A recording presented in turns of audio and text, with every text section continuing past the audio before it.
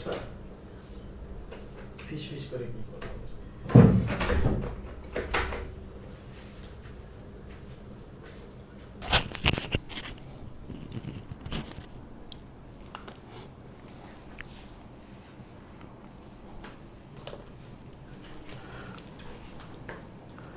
আসসালামু আলাইকুম, সবাই কেমন আছো?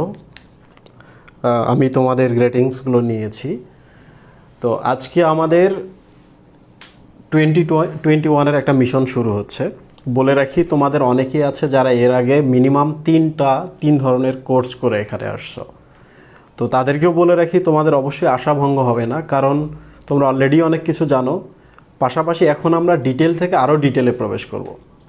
তো এখানে ইম্পর্টেন্ট কথা হচ্ছে, তোমাদের অনেকেই আজকে ক্লাস করতেছো, আগামীকালকে ক্লাস করবা না, খারাপ লাগতেছে, ক্লাসও রেকর্ডেড আছে, পরের দিন ক্লাস করব, এই ফিলটা যদি তুমি পাও একবার, তাহলে মনে রাখবা কোনো দিন রেগুলার ক্লাস করতে পারবা না।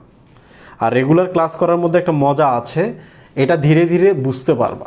রেগুলার ক্লাস করলে, রেগুলার পরীক্ষা দিলে, তুমি যত খারাপ করো না কেন, আমি ট্রাস্ট মি, আমি কখনোই তাদেরকে বাজেভাবে দেখি না আমার স্টুডেন্ট খারাপ করতেছে, বরং আমার চিন্তা হয় যে আমাকে আরও ভালো করে করতে হবে ক্লাসগুলো। তো এইটা কিন্তু আমি তোমাদের কাছ থেকে একটা নিশ্চয়তা চাই যে তোমরা ক্লাস করবা, ক্লাসের মজা দেওয়া, ক্লাস ভালো করা, এটা আমার দায়িত্ব, ক্লাস করাটা তোমাদের দায়িত্ব। তো তোমরা একটু কমেন্টে বলো যে তোমরা ওয়াদা করছো, কমেন্টে সবাই বলো ওয়াদা করলাম। 36টা ক্লাস করার পর তোমরা বুঝতে পারবা যে তোমরা বায়োলজিতে কী জানছো। কমেন্টে সবাই বলো যে ওয়াদা করলাম। আমি সবার স্ক্রিনশট নিয়ে রাখতে চাই। যারা ক্লাস করবা না, পরীক্ষা দিবা না, সবার গার্ডিয়ানের কাছে ফোন যাবে, সবার গার্ডিয়ানের কাছে ফোন যাবে, এটা মাথায় রাখো।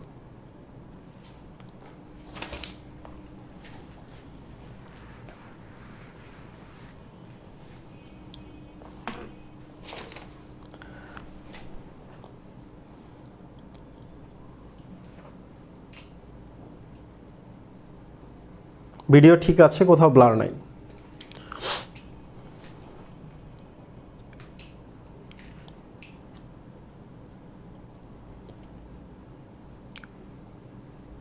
ডেভলিন ভট্টাচার্য, ওকে। অভিজিৎ পল, সবার আগে নিলয় ঘোষ, পরিচিত নাম। ইশরাত জাহান, ওকে, ভেরি গুড। তো ক্লাস শুরুর আগে কিছু কথা বলি। এই যে দেখো, তোমাদের আমি কখনো লেকচার শিট দিই না, এর কারণ হচ্ছে আমি তো টিফিন লিখি বইটাই লেকচার শিট, রাইট?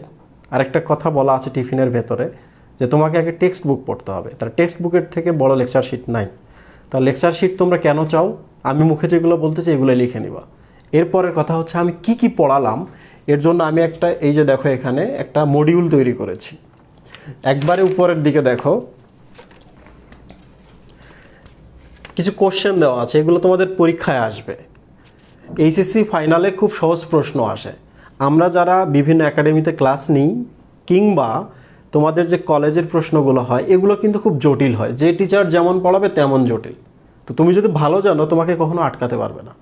আর এমন একটা শব্দ নাই যে শব্দটা আমরা ওমিট করে চলে যাব, প্রত্যেকটা জিনিস আমরা ভালো করে পড়ব। তারপর দেখো, আমি পরিফেরা থেকে যেখানে কিছু প্রশ্ন লিখেছি। তো আমি এইটা কিন্তু ক্লাস শেষে তোমাদের পিডিএফটা দিয়ে দিব, তোমরা ডাউনলোড করে রাখবা কিংবা কাগজে লিখে রাখবা। দেখো, আমি যে এখানে কিছু বোর্ড পেছনে হচ্ছে ব্যাকগ্রাউন্ড দিয়ে দিয়েছি কালো কালির। এই প্রশ্নগুলো না পড়লেও চলবে, তবে তুমি যদি পড়ো এগুলা, তোমাকে কোনো প্রশ্ন আটকাতে পারবে না। এরপর দেখো, এই যে এখানে আমি লাল কালি দিয়ে লিখে দিয়েছি পরীক্ষায় আসার সম্ভাবনা নাই, মানে কখনোই পরীক্ষায় আসবে না। বাট তুমি যদি এগুলা জানো, তাহলে উপরের প্রশ্নগুলো তোমার কাছে ডাল ভাত মনে হবে। বোঝা গেল? আর এই যে নিচে দেখো, আজকে আমরা যতটুকু টপিক পড়বো, যতগুলো শব্দ আছে এখানে, সবগুলো শব্দ আমরা আজকে ক্লিয়ার করব। তো তুমি যদি এই শব্দগুলোর মিনিং জানো, তাহলে এমসিকিউতে কোনো একটা প্রশ্ন তোমার ভুল হবে না। তুমি কিন্তু আন্দাজ করে দাগায় দিতে পারবা, দেখবে ওইটাতে মার্ক চলে আসছে।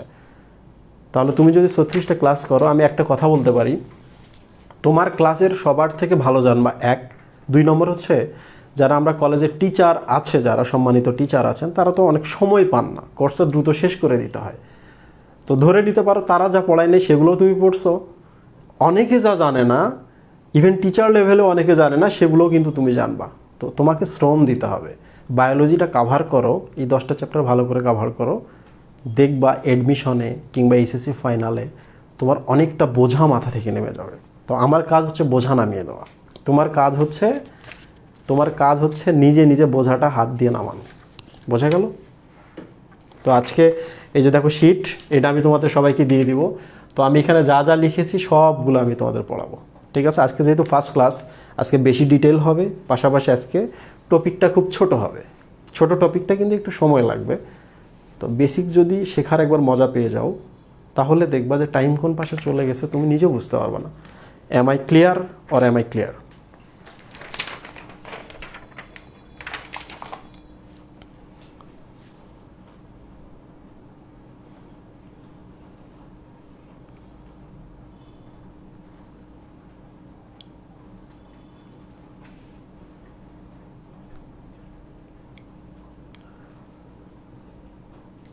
প্রমিস করছে কিন্তু 5 জন 7 জনের মতো।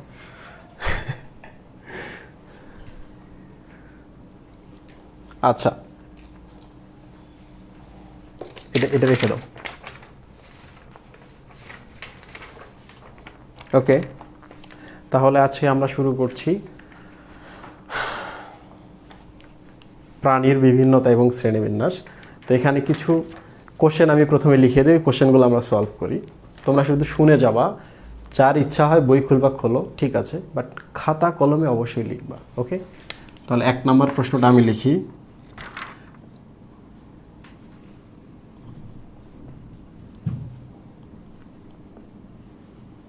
মেজর পর্ব, মাইনর পর্ব কি? 2 নম্বর প্রশ্ন হচ্ছে কর্ডেট, নন কর্ডেট কি?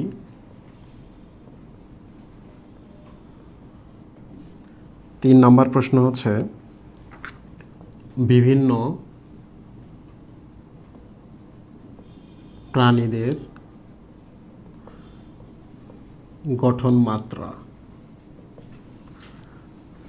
এই 3টা প্রশ্ন তোমাদের পরীক্ষায় আসবে, 3টা প্রশ্নই আসবে।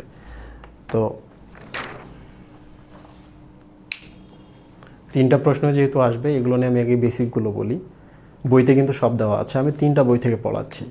প্রথমত হচ্ছে আজমল স্যার, 2 নম্বর হচ্ছে আলিম স্যার, 3 নম্বর হচ্ছে মাজেদা ম্যাম। ক্লিয়ার? কয়টা বই থেকে পড়াচ্ছি? 3টা বই থেকে, এটা মাথায় রাখবা। তাহলে তোমাকে আর এক্সট্রা কোনো বই পড়তে হবে না। 3টার বাইরে আর কোনো বই আছে? নাই।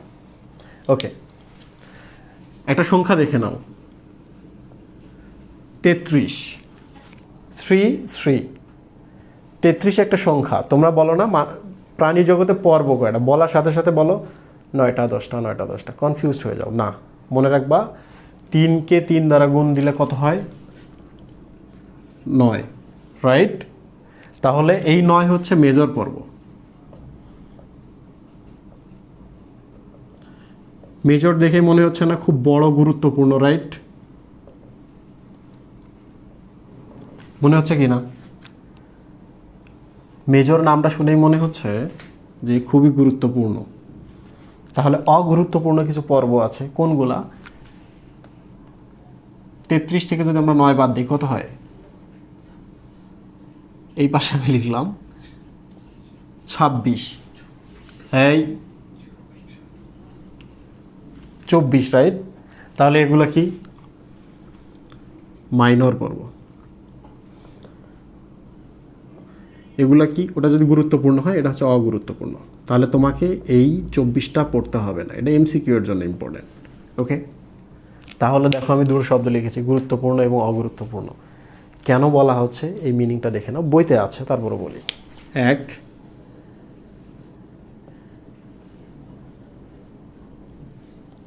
5000-এর বেশি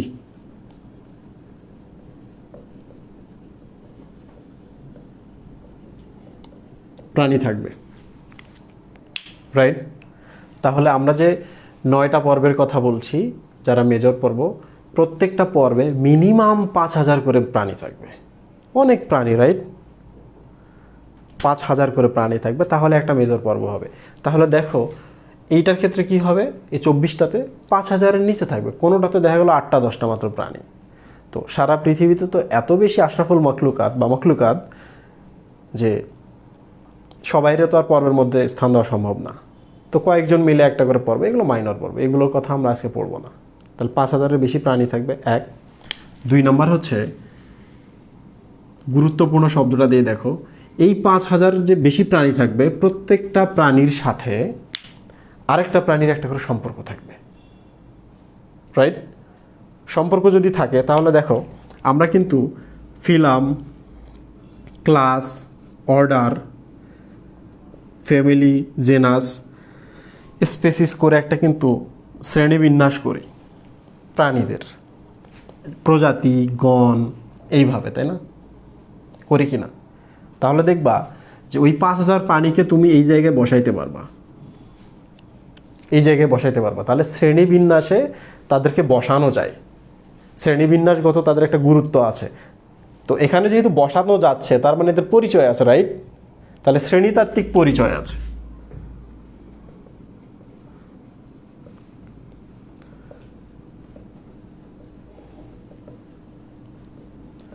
এদের পরিচয় আছে, আর যাদের পরিচয় নেই তাদেরকে আমরা কি বলি? সন্দেহজনক, রাইট? ঠিক কি না? তাহলে এদের ক্ষেত্রে কিন্তু সন্দেহজনক, ঠিকঠাক পরিচয় নেই, কোনোটাকে বসানো যাচ্ছে, কোনোটাকে বসানো যাচ্ছে না, ঠিক কি না? 2-3টাকে বসানো গেল, আর 3-4টা আছে ওদেরকে বসানো যাচ্ছে না, তার মানে এরা হচ্ছে মাইনর। ওকে, 3 নম্বরটা, তুমি একটা প্রাণীকে ধরে নিয়ে আসতেছো, ধরে এনে যদি তুমি এইসব জায়গায় বসাইতে পারো, তার মানে হলো পরিবেশে ওই প্রাণীটা সম্পর্কে তোমার একটা ধারণা আছে, এই জন্য তো বসাইতে পারছো, রাইট? তো তোমার যদি এটা সম্পর্কে একটা ধারণা থাকে, তার মানে হলো ওই জিনিসটার পরিবেশের উপর একটা গুরুত্ব আছে, ঠিক কি না? তো আমরা যেখানে বসবাস করছি, বসত বাড়ি, বসত এলাকা, এগুলোকে বলে বাস্তু। তো সবাই মিলে, একটা উদ্ভিদ, প্রাণী, সবাই মিলে যেহেতু একসাথে বসবাস করছি, তাহলে একটা তন্ত্র গঠন করে। তন্ত্র মানে অনেকগুলো একসাথে পরস্পরের সাথে সম্পর্কযুক্ত, এটাকে বলে বাস্তুতন্ত্র। তাহলে এই যে 5,000 প্রাণী দেখছো যাদের পরিচয় আছে, এরা বাস্তুতন্ত্রে খুব গুরুত্বপূর্ণ একটা ভূমিকা পালন করে। তাহলে শব্দটা জাস্ট জেনে যাও, বাস্তুতন্ত্রে এদের একটা সক্রিয় অংশগ্রহণ আছে বা গুরুত্বপূর্ণ একটা ভূমিকা পালন করছে। তুমি তাদেরকে চেনো, তুমি তাদের পরিচয় জানো, এবং যাদের পরিচয় জানো তাদের এক একটা করে টিম দেখবো 5,000-এর উপরে করে। এইগুলো হচ্ছে মেজর পর্ব। মেজর পর্ব কয়টা? 9টা। তাহলে এইটা তোমরা সবাই জানো। এরপরে আমি চাই, এই আমার কথা বোঝা যাচ্ছে? বোঝা যাচ্ছে আমার কথা? মেজর পর্ব কয়টা ছিল? 1, 2, 3, 4, 5, 6, 7, 8, 9। ওকে, আচ্ছা, তাহলে আমি তোমাদের যদি জিজ্ঞেস করি, বলো তো এই 9টার মধ্যে মানুষ কোনটাতে আছে? সরি, ভিডিও কি এখান থেকে ব্লার? ভিডিও তো ঠিক আছে।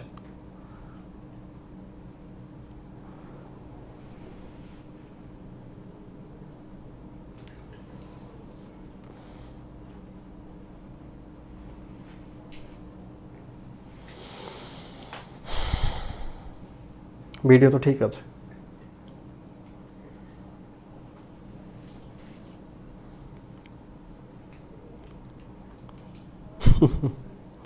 কারণে যদি ভিডিও পজ হয়ে যায় কেটে দিবা, কেটে দিয়ে নতুন করে ভিডিওতে চলে যাবা।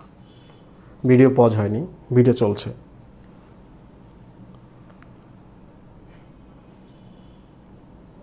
কি আমি কি পড়ালেখা থামাবো এখানে? তাহলে আমাকে আটকাবা না। ব্লার যদি হয়ে যায়, ব্লার হয়ে যাবে। তোমরা কি কানে শুনতে পাও না? কানে শুনতে পাইলেই হলো, অত ভয়ের কি? বই তো আছে। ওকে, আচ্ছা, আমি এটা নিয়ে হাতে হাতে নিয়ে আছি। আচ্ছা, মানুষ কোথায় আছে বলো তো? এখানে, রাইট? বলতো মানুষ এককোষী না বহুকোষী? বহুকোষী, রাইট? এটা হচ্ছে একাইনোডার্মাটা, কিংবা এটা কি মলাস্কা তো নাকি? আর্থ্রোপোডা। আচ্ছা, আর্থ্রোপোডা।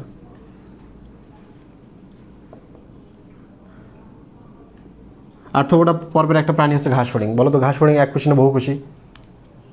বহুকোষী। যেহেতু একাইনোডা এইটা সম্পর্কে তোমরা জানো না, বলে রাখি, তারা মাছ। তারা মাছ এককোষী না বহুকোষী? প্রত্যেকটা জিনিসের কিন্তু মিনিং আছে, আমি কিন্তু এমনিতেই পড়াচ্ছি না। দেখো বহুকোষী পাচ্ছ, বহুকোষী পাচ্ছ, বহুকোষী, এটাও দেখবা, এটাও দেখবা, এটাও সেম, এটাও সেম, এটাও সেম, এটাও সেম, রাইট? তোমরা তো হাইড্রা পড়ছো, হাইড্রা তো এখানে আছে। ওই যে হাইড্রা দেখবা বহিত্বকে 7 ধরনের কোষ আছে, ভেতরের ত্বকে আছে 5 ধরনের কোষ, তার মানে ওরাও বহুকোষী, রাইট? তাহলে সব বহুকোষী। এখন বলো তো, এই যে মেজর পর্ব যেগুলো আছে এদের একটা বৈশিষ্ট্য, এরা এককোষী না বহুকোষী? বহুকোষী। 2 নম্বর হচ্ছে এরা প্রাণী না উদ্ভিদ?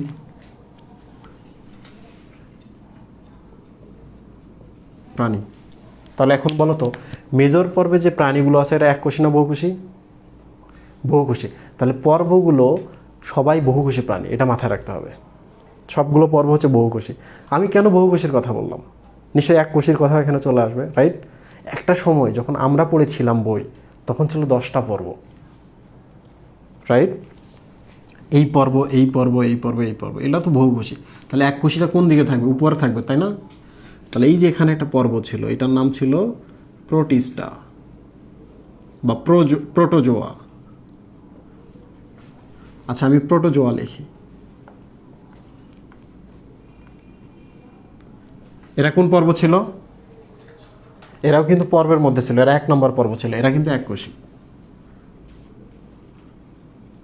যেহেতু সবাই বহুকোষী, এই জন্য ওদেরকে পর্ব থেকে বাইরে করে দেওয়া হয়েছে, প্রোটোজোয়াগুলো বাইরে। প্রোটোজোয়ার কথা আমি এখানে কেন নিয়ে আসলাম? কারণ পরবর্তীতে পড়তে গিয়ে একটা বেসিকে গিয়ে আমাদের প্রোটোজোয়া সম্পর্কে পড়তে হবে, 1 লাইন হলেও পড়তে হবে, এই জন্য আমি বলে দিলাম। তাহলে এই পর্যন্ত সব ঠিক আছে? ওকে, এবার চলে আসি আমরা, এই যে 9টা পর্ব আছে, বলো তো এই 9টা পর্বের মধ্যে কোনটার মেরুদণ্ড আছে?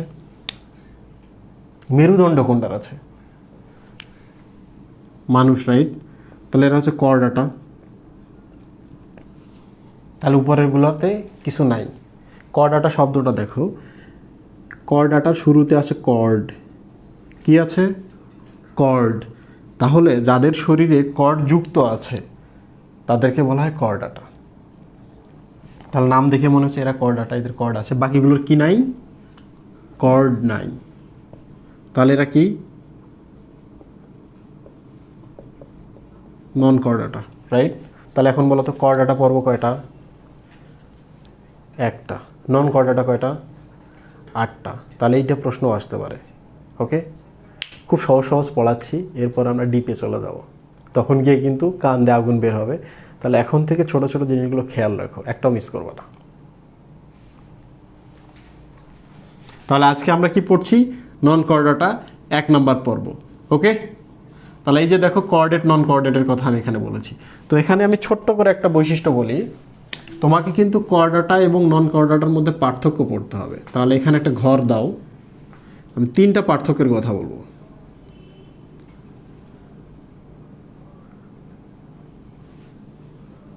তিনটা পার্থক্যের কথা বলবো। 1, এদের কর্ড আছে, এটা কর্ডাটা,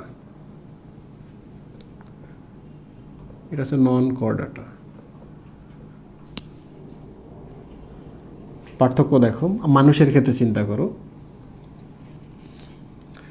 কর্ডাটার আমি উদাহরণ এখানে দিলাম মানুষ, আর একটা দিই মাছ, মাছও কিন্তু কর্ডাটা। ওকে, দেখো আমাদের লেজ আছে কি না? আমাদের নাই, কিন্তু মাছদের আছে। বানর যারা আছে তাদের তো আছে, আছে কি না? পাখি যারা আছে তাদের তো আছে। ব্যাঙ যারা আছে তাদের তো ছোটোবেলায় লেজ ছিল, আছে কি না? হাঙর যারা, তাদের আছে কি না? তাহলে কর্ডাটায় লেজ আছে, আমাদের নাই। তাহলে লেজ থাকবে, এদের লেজ থাকবে? লেজ থাকবে না। এখানে দেখো, আমাদের ফুসফুস থাকতে পারে, রাইট? কিংবা ফুলকা থাকতে পারে। এই মাছের ক্ষেত্রে দেখো, এদের কি ফুসফুস এবং ফুলকা থাকবে? থাকবে না। 3টা পার্থক্য আমি বলতেছি, এই 3টা আপাতত মনে রাখো। আরেকটা জিনিস হচ্ছে রক্ত, একটু ভালো করে খেয়াল করো। তোমাদের আমি বলে রাখি, কর্ডাটা মানে আমি শুধু এইটার কথা বলছি, শুধু এইটার কথা বলছি। তাহলে এদের রক্ত আছে।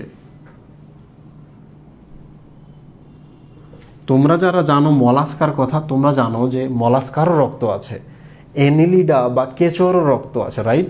তাহলে এদেরও রক্ত আছে। তাহলে পার্থক্যটা কোন জায়গায়? Any idea? Any idea? পার্থক্যটা কোন জায়গায়?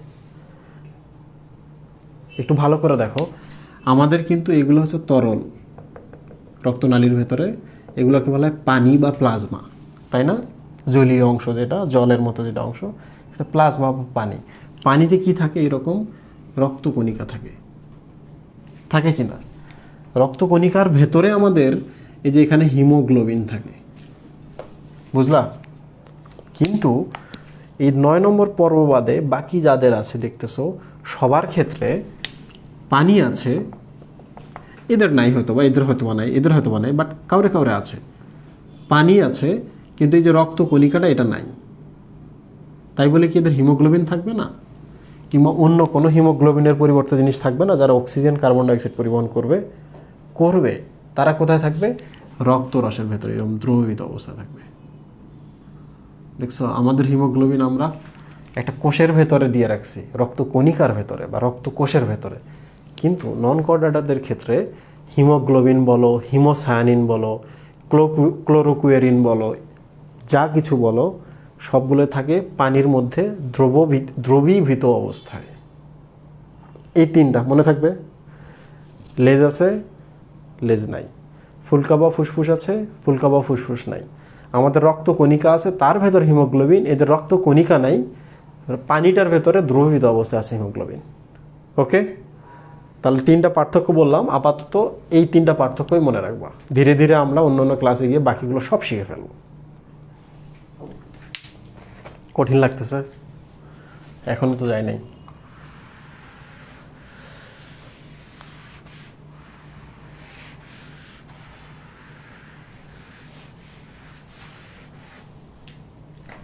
আচ্ছা, তাহলে আজকে আমরা কোন পর্বটা পড়বো? 1 নাম্বার পর্ব পড়বো। ওকে,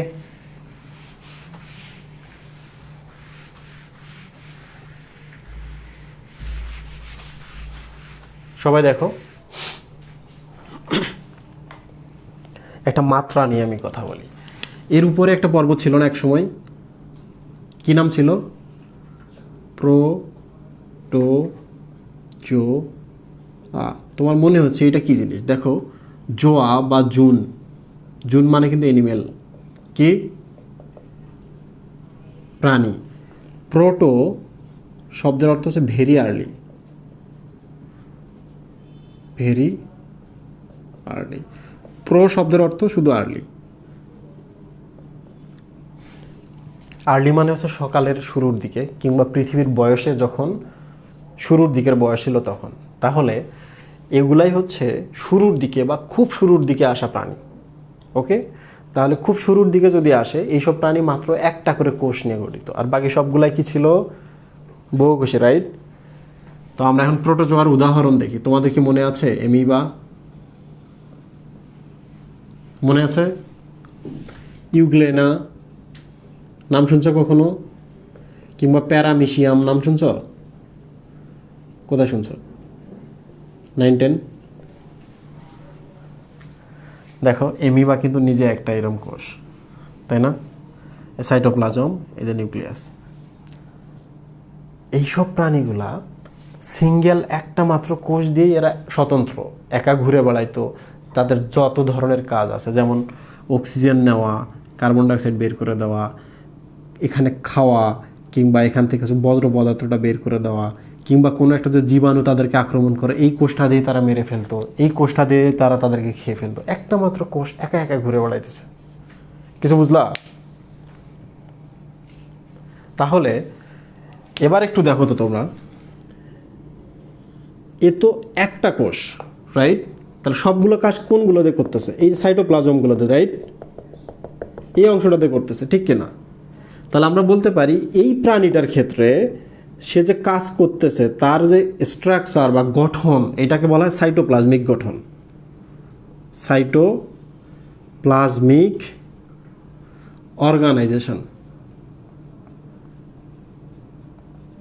মানে শুধুমাত্র একটা কোষের সাইটোপ্লাজম যা আছে, এগুলা দিয়ে কিন্তু সে সব কাজ শেষ করতেছে।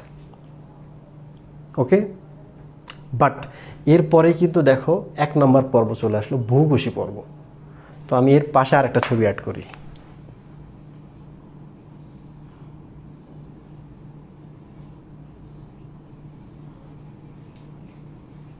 কিছু বুঝলা? এই পর্বে এসে একটা স্পেশাল ঘটনা ঘটলো, সেটা হলো এই কোষটা হয়তো বা অক্সিজেন নিচ্ছে, কার্বন ডাইঅক্সাইড বের করে দিচ্ছে। এই কোষটা করতেছে কি, ত্বক গঠন করতেছে, সে খাদ্য ফ্যাগোসাইটোসিস করে। কি করে? ফ্যাগোসাইটোসিস করে। তাহলে দেখো তো আরেকটা কোষ আমরা দিয়ে দিই। এই কোষটা আছে, এই কোষটা করে কি, খাদ্যগুলাকে বিভিন্ন কোষের কাছে পরিবহন করে নিয়ে যায়, খাদ্য পরিবহন করে। মই বললা বোঝা গেল মুন্না ভাই? এই পর্যন্ত ক্লিয়ার? তাহলে এটা একটা নতুন প্রাণী না, বহুকোষী একটা প্রাণী না? এই প্রাণীর ক্ষেত্রে দেখো এই কোষটা আলাদা কাজ করতেছে, এই কোষটা আলাদা কাজ করতেছে, এই কোষটা আলাদা কাজ করতেছে। তাহলে এখন যদি আমরা তোমাকে জিজ্ঞেস করি, বলো তো এই কোষের যে গঠনটা আছে, গঠনের সবচেয়ে গুরুত্বপূর্ণ মাত্রা বা সে কী দ্বারা কাজ করতেছে? কোষ দ্বারা কিন্তু কাজ করতেছে, নট সাইটোপ্লাজম দ্বারা। কারণ এর সাইটোপ্লাজমের কাজ আলাদা, এর সাইটোপ্লাজমের কাজ আলাদা, এটা আলাদা। কিন্তু এর ক্ষেত্রে দেখো একটা সাইটোপ্লাজমে সব কাজ করে, এই জন্য এটা হচ্ছে সাইটোপ্লাজমিক গঠন। একটা কোষের ভেতরে সাইটোপ্লাজমটা সব কাজ করে। বাট এর ক্ষেত্রে দেখো এই সাইটোপ্লাজমটা আলাদা কাজ করে, এই সাইটোপ্লাজম আলাদা কাজ করে, এই সাইটোপ্লাজম আলাদা কাজ করে। মানে এই কোষ আলাদা কাজ, এই কোষ আলাদা কাজ, এই কোষ আলাদা কাজ, রাইট? তাহলে এইটা কি মাত্রা বলো তো? এটা যদি সাইটোপ্লাজমিক অর্গানাইজেশন হয় তাহলে এটা কি অর্গানাইজেশন? Cellular organisation.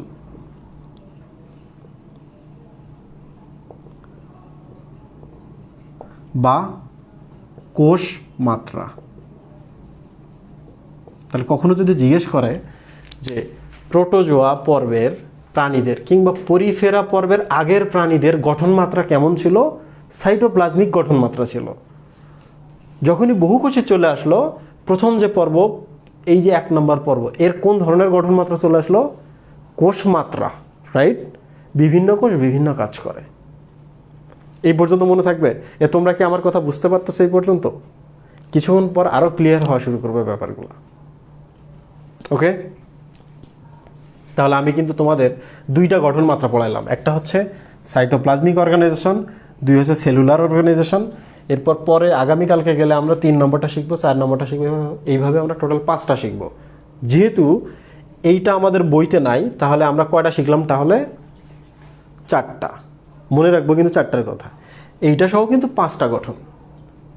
ওকে, আজ এই পর্যন্তই। এরপরের টপিকে আমি এখন চলে যাব। তোমরা বুঝতে পারতেছো কিনা জাস্ট এইটা বলো।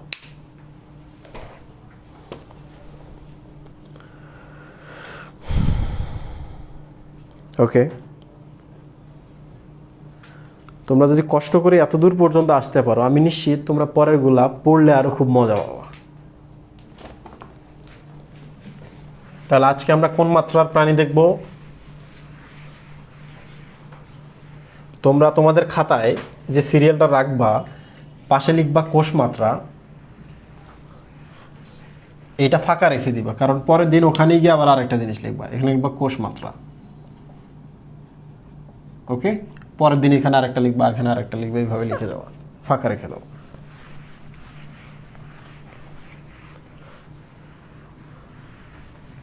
ওকে, তাহলে আজকে আমরা আসি মূল ঘটনায়। প্রশ্নগুলো আমরা একটু দেখি। আমি কয়েকটা প্রশ্ন লিখি। 1,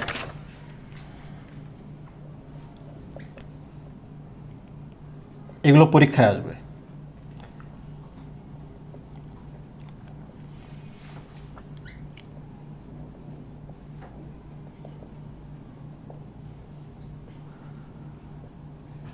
লিখে নাও সবাই।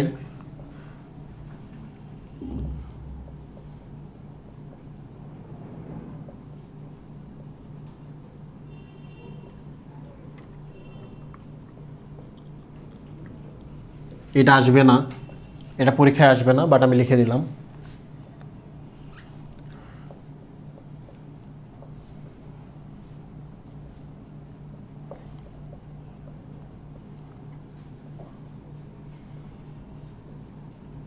এই প্রশ্নটা আসবে, খুব ইম্পর্টেন্ট। পরিফেরাকে কেন স্পঞ্জ বলে? সব প্রাণীকে স্পঞ্জ বলা হয়। পরিফেরাকে কেন ছিদ্রাল প্রাণী বলা হয়?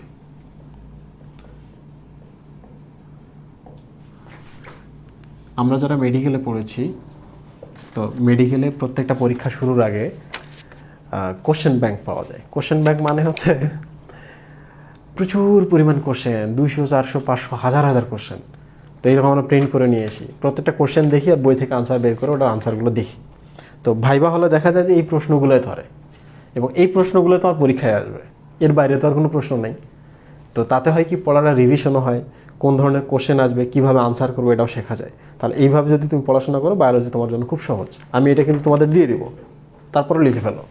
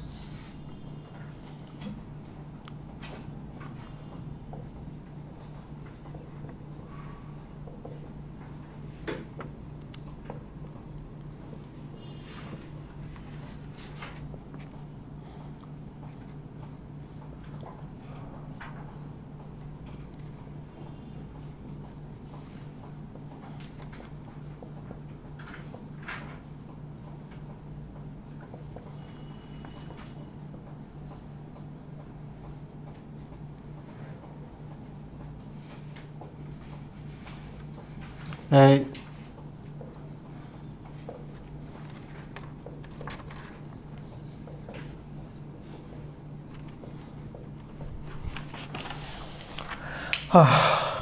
এই যে দেখো 7টা কোশ্চেন আছে এখানে, এর মধ্যে কিন্তু আমরা 2-3টা প্রশ্নের উত্তর জানি। ওকে, তো আশা করি সবাই বুঝতে পেরেছো এই পর্যন্ত।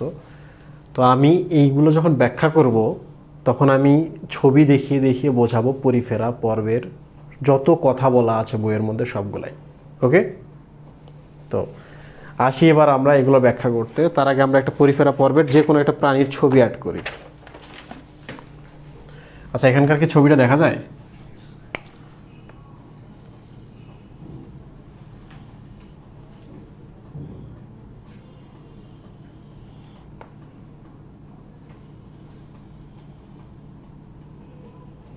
দেখা যাচ্ছে?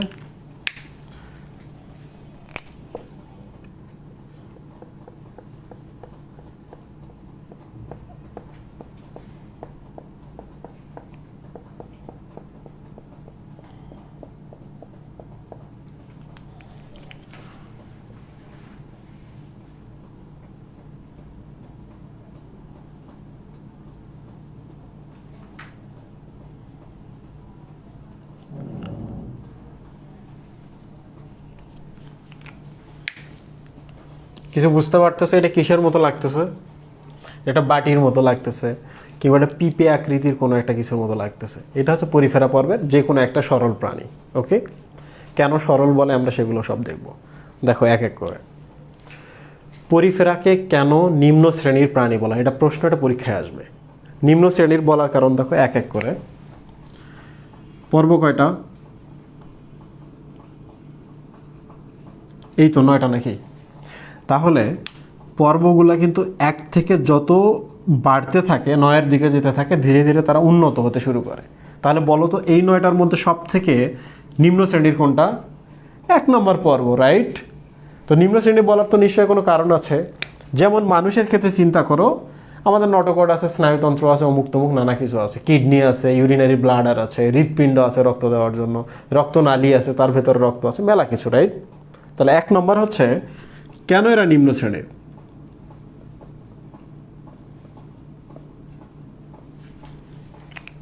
আমরা কিন্তু কিছুক্ষণ আগে দেখেছি, সেটা হলো কোষ মাত্রা পর্যন্ত দেখেছি, তাই না? তো মাত্রাগুলো আমি একটু এই সাইডে লিখি। যে কোনো প্রাণী মেজর পর্বের ক্ষেত্রে কোষ মাত্রা দিয়ে শুরু হয়, মানে তার বিভিন্ন কোষ বিভিন্ন কাজ করে, কাউরের সাথে কাউরে যোগাযোগ নাই। 2, মাঝে মাঝে কিছু কিছু কোষ একসাথে বলে আমরা একটা কাজ করি, আমরা যদি সবাই মিলে একটা কাজ করি তাহলে একটা কাজ ভালো করে করতে পারবো। পাশে কিছু কোষ আছে তারা বলতেছে আমরা একসাথে কাজ করি, ভালো কাজ করতে পারবো। তাহলে ওই কোষগুলো মিলে একটা টিস্যু তৈরি করলো, এই কোষগুলো মিলে একটা টিস্যু তৈরি করলো। ওই টিস্যু করতেছে কি, খাবারের দায়িত্বে আছে। এই টিস্যু কিসের দায়িত্বে আছে, রেচনের দায়িত্বে আছে। ওখানে যে টিস্যুগুলো আছে এই টিস্যুগুলো কি কাজ করতেছে, প্রজননের দায়িত্বে আছে। কিছু বোঝা গেল? হাইড্রার ক্ষেত্রে দেখবা পেশি আবরণী যে কোষগুলো আছে সবগুলোই শরীরের বাইরে আবরণ তৈরি করতেছে। জনন কোষ যেগুলো আছে সবগুলো দেখবা প্রজননের কাজ করতেছে। যতগুলো দেখবা যে মিউকাস কোষ আছে সবগুলো মিউকাস তৈরি করতেছে। কিছু বুঝলা? নিডোব্লাস্ট যে কোষগুলো আছে সবাই নিডোসাইট তৈরি করতেছে। ওরা কি করে, প্রাণীকে ধরে ধরে মারে, মেরে খেয়ে ফেলে, কিংবা প্রাণী যদি আক্রমণ করে তাদেরকে প্রতিহত করে। তাহলে দেখো অনেকগুলো কোষ একসাথে একটা করে কাজ করতেছে না। তাহলে 2 নম্বরটা কি ছিল, নিডারিয়া। তাহলে নিডারিয়া পরের প্রাণীতে দেখবা কিছু কিছু কোষ একসাথে কাজ করতেছে, তাদেরকে আমরা বলবো টিস্যু। তাহলে তাদের গঠন কি, টিস্যু মাত্রা। তাহলে বলো তো উন্নত এইটা না কোষ মাত্রা উন্নত? টিস্যু মাত্রা হচ্ছে উন্নত। তাহলে এটার 1 নম্বর উত্তর কি হতে পারে, পরিফেরাকে কেন নিম্ন পর্বের নিম্ন শ্রেণীর প্রাণী বলা হয়? প্রথম কথা হচ্ছে এরা কোষ মাত্রার। ওকে। 2 নম্বর, এরা হচ্ছে বহুকোষী প্রাণী। তাহলে ধরা যাক যে তুমি ঈশ্বরে বিশ্বাস করো, তুমি সৃষ্টিকর্তা বিশ্বাস করো, যেহেতু তোমরা সবাই, আমরা সবাই করি। তো যেহেতু প্রথম প্রাণী, তাহলে হতে পারে যে এগুলো পরীক্ষামূলক প্রাণী, পৃথিবীতে পাঠাই। মানুষও কিন্তু পরীক্ষামূলক টাইপেরই ছিল, তাই না? তো পরীক্ষামূলক প্রাণী পৃথিবীতে পাঠিয়ে দেওয়া হয়েছে। দেখা গেল এইটাকে এক ধরনের বানায় দেওয়া হলো, যা তুই ঘন্টার মতো। একে পাঠা গেল তুই গাছের মতো। এরে পাঠায় দেখা গেল যে ও বাটির মতো হয়ে গেছে। আর একটা দেখা গেল যে ল্যাম্পপোস্টের মতো হয়ে আছে। একটা দেখা গেল কার গাড়ির মতো হয়ে গেছে, তাই না? একটা পিপের মতো, একটা টেবিলের মতো। তাহলে নির্দিষ্ট কোনো আকার আছে এদের? তাহলে প্রথম যে পরের প্রাণী যারা, তাদের দেখবে কোনো কিছু ঠিকঠাক নাই, তাহলে নির্দিষ্ট আকার নাই।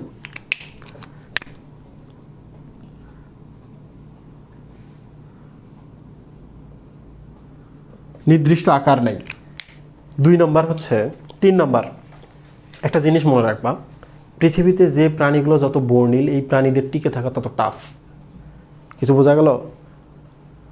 বোঝো নাই? আমাদের বর্ণ যদি খুব উজ্জ্বল হতো, আমরা কিন্তু কোথাও লুকিয়ে থাকতে পারতাম না, দূর থেকে কেউ দেখে ফেলতো, ঠিক কি না? তাহলে আমাদের বর্ণ কিন্তু ফেড বর্ণ। কালো যদি হতাম, কুচকুচে কালো, যেখানে সব আলো শোষণ করে নিচ্ছে, এইটা কিন্তু খারাপ। লাল যারা, গরু যে লাল দেখবে কি টকটকে লাল, যারা সোনালি তারা টকটকে সোনালি না কিন্তু, বাট এরা কিন্তু উজ্জ্বল বর্ণের। শুধু উজ্জ্বল বর্ণের না, এদের নির্দিষ্ট কোনো বর্ণই নাই। একই জিনিস, একটা হচ্ছে লাল, একটা হচ্ছে নীল, একটা হচ্ছে বেগুনি, একটা হচ্ছে সোনালি। কিছু বুঝলা? তাহলে এদের কোনো নির্দিষ্ট বর্ণ নাই।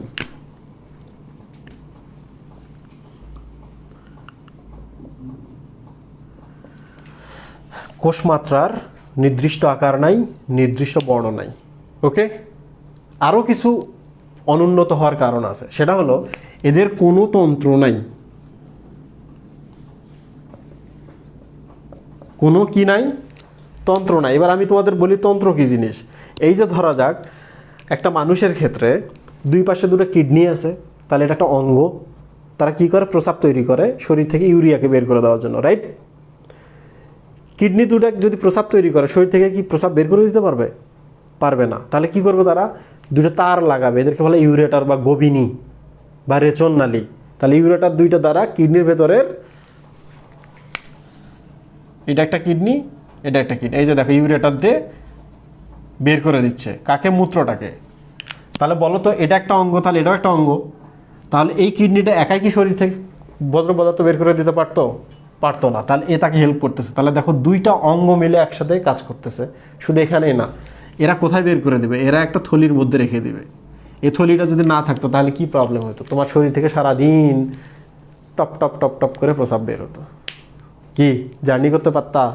এই যে আজকে ক্লাস করতেছো, ক্লাস করতে পারতা? রাত্রে কি ঘুমাইতে পারতা? বাচ্চাদের মতো নিচে কী দেওয়া লাগতো? পলিথিন। ঘুম থেকে উঠে দেখতেছো সমুদ্রের মধ্যে শুয়ে আছো, কেমন হইতো?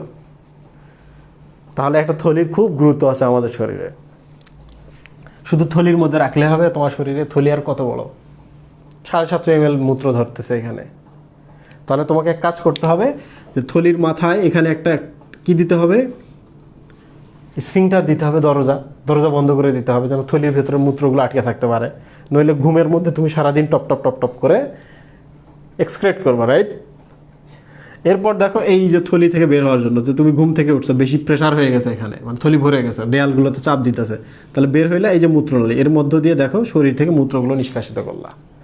তাহলে দেখছো একটা রেশন করার জন্য, শরীর থেকে ইউরিয়া বের করে দেওয়ার জন্য, পানিটা বের করে দেওয়ার জন্য, বা অতিরিক্ত আয়নটা বের করে দেওয়ার জন্য কি কি লাগছে? কিডনি লাগছে দুইটা ইউরেটার লাগছে, একটা মূত্রথলি লাগছে, একটা ইউরেথ্রা লাগছে, সেখানে একটা দরজা লাগছে, এই লাগছে কি না? তাহলে এরা সবাই মিলে কি তৈরি করলো? একটা জটিল তন্ত্র তৈরি করলো না? তাহলে মানুষের ক্ষেত্রে কিন্তু কোষ মাত্রা না, টিস্যু মাত্রা না, অঙ্গ মাত্রা না, তন্ত্র মাত্রা, রাইট? তাহলে দেখো এদের কোনো নির্দিষ্ট তন্ত্র নাই। তাহলে আমি কিন্তু সাথে সাথে আরও কিন্তু একাধিক প্রশ্নের উত্তর কিন্তু এখানে করে ফেলছি। তোমরা একদম ভয় পাবা না যে এতগুলো প্রশ্নের উত্তর জানতে জানতে ভোর হয়ে যাবে, জীবনেও না। ট্রিক জানতে হবে। দেখো কোনো তন্ত্র নাই, তার মানে একটা কোষে যা করার করে। এই কোষটা খাচ্ছে, ওই কোষটা হচ্ছে এক্সক্রেট করতেছে, ওই কোষটা কী করতেছে? প্রতিরক্ষা দিতেছে, ওই কোষটা অমুক করতেছে। এগুলো হচ্ছে কোষ মাত্রার কাজ। তাহলে নিম্ন শ্রেণীর প্রাণীতে এরকম। আমরা যদি উচ্চ শ্রেণী হয় তাহলে আমাদের অনেকগুলো অঙ্গ মিলে একসাথে কাজ করবে, তন্ত্রমাত্রা তৈরি করবে। ওকে, তাহলে এই যে দেখো এখানে পরিফেরার দেহে পরিপাকতন্ত্র, রক্ত সংবহনতন্ত্র, স্নায়ুতন্ত্র নাই, ব্যাখ্যা করো। তাহলে এই ব্যাখ্যাটাতে তোমরা এগুলো বলবা। যেহেতু এরা কোষ মাত্রার, তাহলে এরা টিস্যু তৈরি করে না, এরা অঙ্গও তৈরি করে না। অঙ্গ যদি না তৈরি করতে পারে, তন্ত্র তৈরি করতে পারবে না। তাহলে কোষ মাত্রার বিভিন্ন কোষ আছে, সেগুলোর কাজ কি একটু পরে তোমরা জানবা। দেখো আমি ডিটেল পড়াচ্ছি এই জন্যই যে আজকে এত ডিটেল পড়াচ্ছি, কালকে কি এরকম পড়াবো না। কালকে আমরা আরও কনসাইজ করব, আমরা আরও কম্প্যাক্ট করবো জিনিসটা। ফার্স্ট ক্লাসে ডিটেল পড়ো, কেমনে বায়োলজি পড়তে হয় শিখে ফেলবা, কষ্ট হবে না, একদম কষ্ট হবে না। 4 দিন 5 দিন 7 দিন ক্লাস করার পর দেখবো জার্নিটা খুব সহজ হয়ে গেছে। তাহলে বুঝতে পারলা কেন এরা হচ্ছে গঠনগতভাবে প্রাচীনতম এবং সরল প্রকৃতির। আর তন্ত্র থাকলে তো, স্নায়ুতন্ত্র থাকলে সরল হতো না, জটিল হতো, ঠিক কিনা? স্নায়ুতন্ত্র হলে তাহলে এরা আধুনিক হতো, এরা প্রাচীনতম হতো না। তাহলে দেখো একই সাথে আমরা কয়টা উত্তর পেয়ে গেলাম? 7 এবং 6 দুইটারই উত্তর পেয়ে যাচ্ছি। তাহলে সেম কারণগুলো তোমরা 5 নম্বরেও দিয়ে দিবা, 6 নম্বরেও দিয়ে দিবা। সেম কারণগুলো তোমরা কোথায় দিবা? 7 নম্বরে। 7 নম্বরে দেওয়ার ক্ষেত্রে নির্দিষ্ট আকার এবং বর্ণ এটা শুধু কেটে দিবা। কোষ মাত্রার এদের কোনো তন্ত্র নাই। ওকে, এই পর্যন্ত ঠিক আছে? তাহলে আমি কিছু মিশাই দিই, সহজ হবে। তাহলে কেন নিম্ন শ্রেণীর বলে এটা আমরা পড়তে পেরেছি।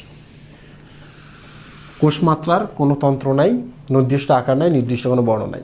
আর একটা জিনিস মনে রাখবা, যারা একটু পূর্ণাঙ্গ, একটু বয়স হয়ে গেছে, যাদের বয়স হয়ে গেছে তারা কি করে? নিশ্চল, চলাফেরা করতে পারে না। আমরা প্রাণীরা বয়স হয়ে গেলে কি চলাফেরা করতে পারি না? পারি, নিজের কাজ নিজেই করতে পারি। তাহলে আমরা তো উন্নত হবই, ওরা তো প্রাচীন হবেই। এই পর্যন্ত ঠিক আছে? একই সাথে দেখো পরিফেরাকে কেন 1 নম্বর পর্বে আমরা রেখেছি, এই কারণগুলো হলো এটা যে 9টা পর্ব আছে, 9টা পর্বের মধ্যে সব থেকে কম যে উন্নতিগুলা সবগুলাই এই পরিফেরার মধ্যে আছে। ওকে, এই তোমরা কি আমার কথা বুঝতে পারতেছো? কমেন্ট করো তো, আমি একটু কমেন্টটা চেক করি ব্লার হয়ে গেছে কিনা। তোমরা তো কেউ দেখলা না।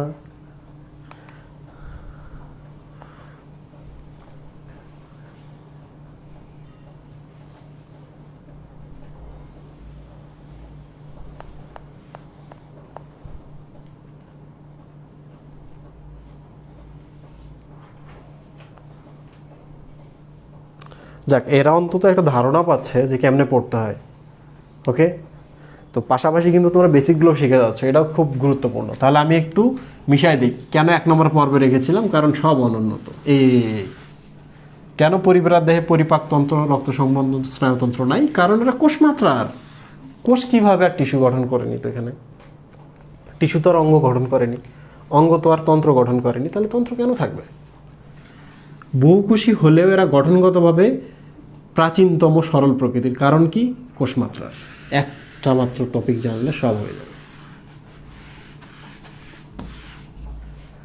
পরিফেরা কোষীয় গঠন মাত্রার প্রাণী। এই যে দেখো, কোনো কোষ এই কাজ করে, কোনো কোষ এই কাজ করে, কোন কোষগুলো এই কাজ করে আমরা দেখবো এখন। তাহলে বাকি রইল কেন স্পঞ্জ বলে, কেন ছিদ্রাল প্রাণী বলে। ওকে, তাহলে এবার আমরা মূল ঘটনায় চলে যাচ্ছি। তোমাদের বইতে যা যা আছে তা শিখবো। 222 জন আছো, শোনো, মাঝে মাঝে তোমাদের ক্লাসে একটু এক্সট্রা সময় লাগবে, মন খারাপ করার কিছু নেই, তোমাদের লাভ। ওকে ভাইয়া কিছু গল্প বলেন। আচ্ছা, আস্তে আস্তে আমি কিছু টপিক পড়াই, এগুলো গল্পের মতো। সেটা হলো, এই যে দেখো, এটা একটা প্রাণী, এটা দেখে কি তোমার প্রাণী মনে হইতেছে? হইতেছে না। দেখো, এটা একটা পাতিল, আর এইটার একটা মুখ, রাইট? তাহলে এই মুখটা দিয়ে কী হবে, যে কোনো কিছু তুমি বাহির করে দিতে পারবে, এটা হচ্ছে বহির্গমন, ঠিক কি না? আচ্ছা, এই পাশে যদি তুমি বের করে দাও, তাহলে ইনকামিং কোনো পথ আছে তো নাকি? এই যে দেখো, আমি একটা কাজ করি, এই মাঝখানটা কেটে দিয়ে এটা একটা দ্বিমাত্রিক ছবি অ্যাড করি। মনে করো যে তোমরা, এইটা হচ্ছে ভেতরের ফাঁকা জায়গাটা। ওকে, এই যে দেখো, ধরে দেখো এটা হচ্ছে দেয়ালটা।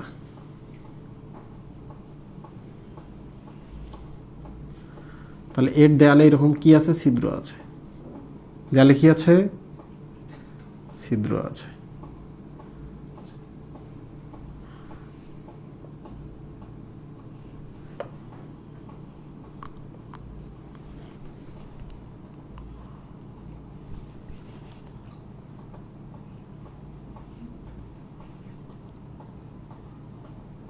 কেউ লাইভ থেকে যাবা না, অন্তত ফার্স্ট ক্লাসটা একবার লাইন বাই লাইন করে ফেলো।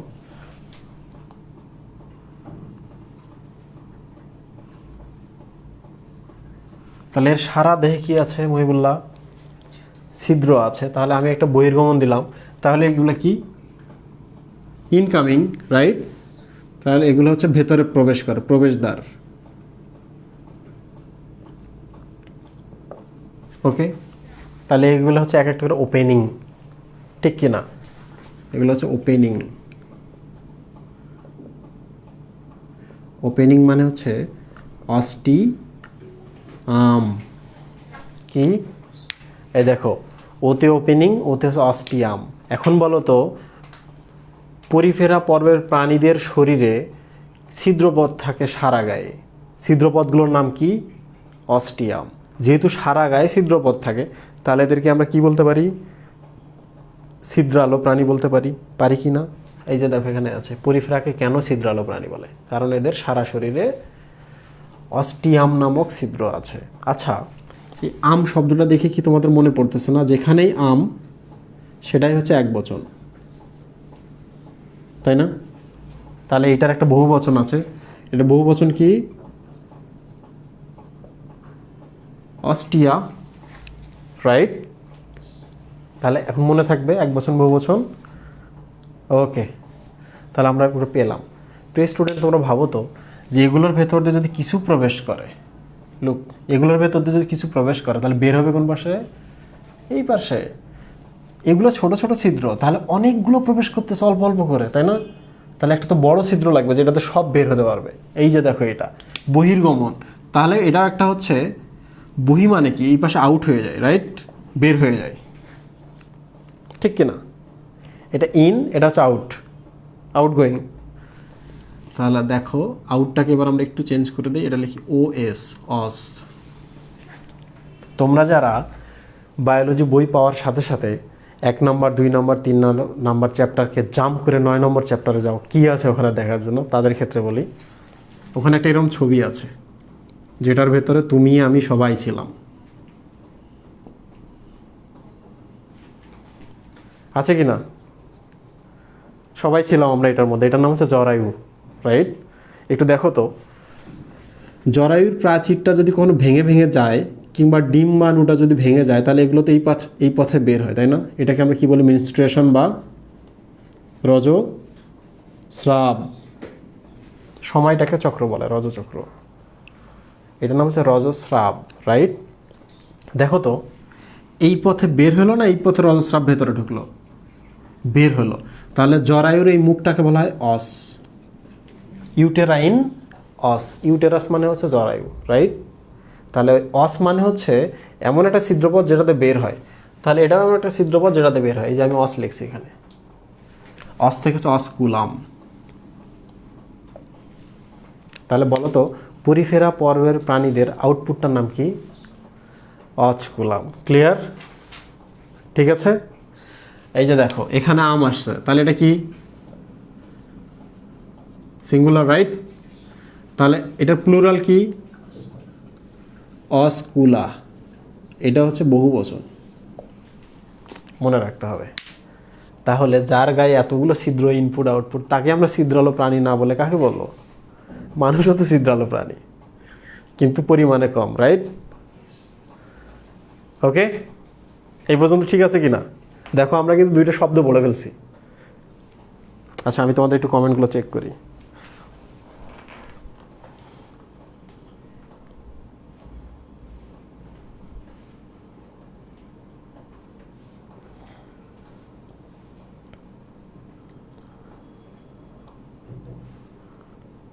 আচ্ছা, একজন বলেছো অস্টিয়াম শব্দ ভাঙন দেখাবেন। অস্টিয়াম বলো আর হচ্ছে অস্কুলাম বলো, এই দুটো মানে হচ্ছে মুখ, ওপেনিং বা মাউথ, মুখ, মুখ ছিদ্রপথ না? এই যে দেখো মুখের পথে আমরা কি করি? ইনকামিং হয়।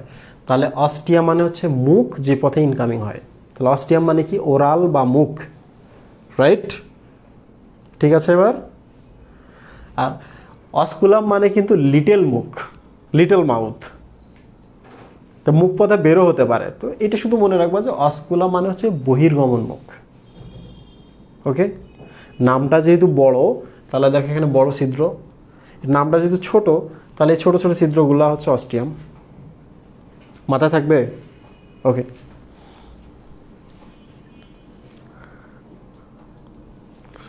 তাহলে এবার আমরা যাই হচ্ছে পরিফেরাকে কেন স্পঞ্জ বলে।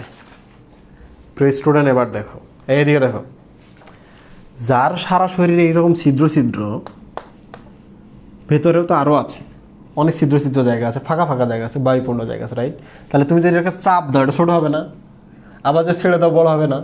তা আমাদের পায়ের নিচে যে স্পঞ্জগুলো আছে, জুতাগুলো আছে, এগুলো তো এরকম, চাপ দিলাম দেবে গেল, ছেড়ে দিলাম আবার জুতোগুলো আগের মতো ফুলে উঠলো, এগুলো নামে স্পঞ্জ না? মিষ্টির কথা মনে আছে? স্পঞ্জ মিষ্টি, স্পঞ্জ মিষ্টির কথা মনে আছে? চাপ দিলে কি রস বের হয়, মানে ভেতর রসগুলো জমেছিল, ছেড়ে দিলাম আবার দেখো মিষ্টিটা উঠে আসে। কারণ কি? ভেতরে ছিদ্র ছিদ্র ফাঁকা ফাঁকা জায়গা আছে। তাহলে এই ছিদ্র ছিদ্র থাকার জন্য, ফাঁকা ফাঁকা থাকার জন্য এদেরকে কি বলা হয়? স্পঞ্জ বলা হয়। ওকে, তাহলে বুঝতে পারলা কেন স্পঞ্জ বলে। তাহলে কোনো প্রাণীর নামে শেষে যদি স্পঞ্জ থাকে, ওটা কোন পরের প্রাণী? পরিফেরা পরের প্রাণী। তোমাদের এখানে একটা খুব ইন্টারেস্টিং আমি ইনফরমেশন দিয়ে রাখি, আমি এখন গল্প বলবো একটা, তার আগে বলে রাখি, যত স্পঞ্জ বা পরিফেরা পরের প্রাণী আছে সবাই কি সামুদ্রিক। সবাই কি সামুদ্রিক। এই যে একাডেমিক বেসে আমাকে বিবর্তন পড়াতেই দাও নাই, বিবর্তনের কথা বলো কিংবা হচ্ছে জাকির নায়কের ওই ব্যাখ্যার কথাই বলো, বলছে না সমস্ত প্রাণ থেকে আসে? পানি থেকে আসে, তাই না? পৃথিবীর প্রথম পানি কি? সমুদ্র। সমুদ্র মানে কি? লবণাক্ত পানি, ঠিক কি না? তাহলে এই যে দেখো, বহুকোষী প্রাণীদের মধ্যে প্রথম পর্বের যে প্রাণীগুলো আসছে পৃথিবীতে, সেগুলো দেখো সবগুলো সমুদ্র থেকে বা পানি থেকে আসছে, লবণাক্ত পানি থেকে আসছে। এবার বুঝলা? তাহলে এটা হচ্ছে বিবর্তন, কিংবা এটা হচ্ছে বিবর্তনের সাথে সম্পর্কযুক্ত। ক্লিয়ার? তাহলে আমি যদি কখনো প্রশ্ন করি কোন পর্বের সমস্ত প্রাণী সামুদ্রিক, কি? জীবনেও না। কারণ পরিফেরা পর্বের একটা প্রাণী আছে, এটার নাম হচ্ছে স্পঞ্জিলিডা। এইটা হচ্ছে স্বাদু পানির। কিছু বুঝলা? তাহলে স্পঞ্জিলিডা বলে একটা স্বাদু পানির আছে। তাহলে এখন পর্যন্ত আমরা পাই নাই কোন পর্বের প্রাণী সবাই সামুদ্রিক। কোন পর্বের প্রাণী সবাই সামুদ্রিক? সাবাস, একাইনোডার্মাটা। একাইনোডার্মাটার একটাও স্বাদু পানিতে নেই। এটা কিন্তু একটা প্রশ্ন। এখান থেকে আবার প্রশ্ন আসে, পরিফেরার কোন প্রাণীটা স্বাদু পানিতে থাকে? স্বাদু পানিতে থাকার একটা মজা আছে, এরা 200 বছর পর্যন্ত বাঁচতে পারে। বাট লবণাক্ত পানিতে যদি থাকে তাহলে অল্প কিছুদিন বাঁচে, 2-4 বছর। কিছু বুঝলা? কিছু বুঝলা? ওকে, তাহলে শেষ।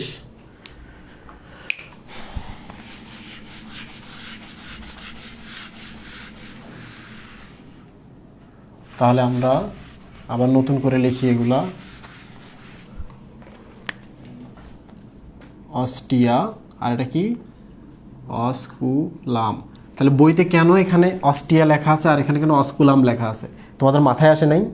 দেখো একটা মাত্র ছিদ্র, বড় ছিদ্র, এই জন্য আম বা এক বচন দেওয়া আছে। যেহেতু বহু বহু ছিদ্র আছে অস্ট্রিয়া ছিদ্রগুলো, এই জন্য দেখো এখানে বহু বচন বা অস্ট্রিয়া দেওয়া আছে, আম দেওয়া নাই, ঠিক না?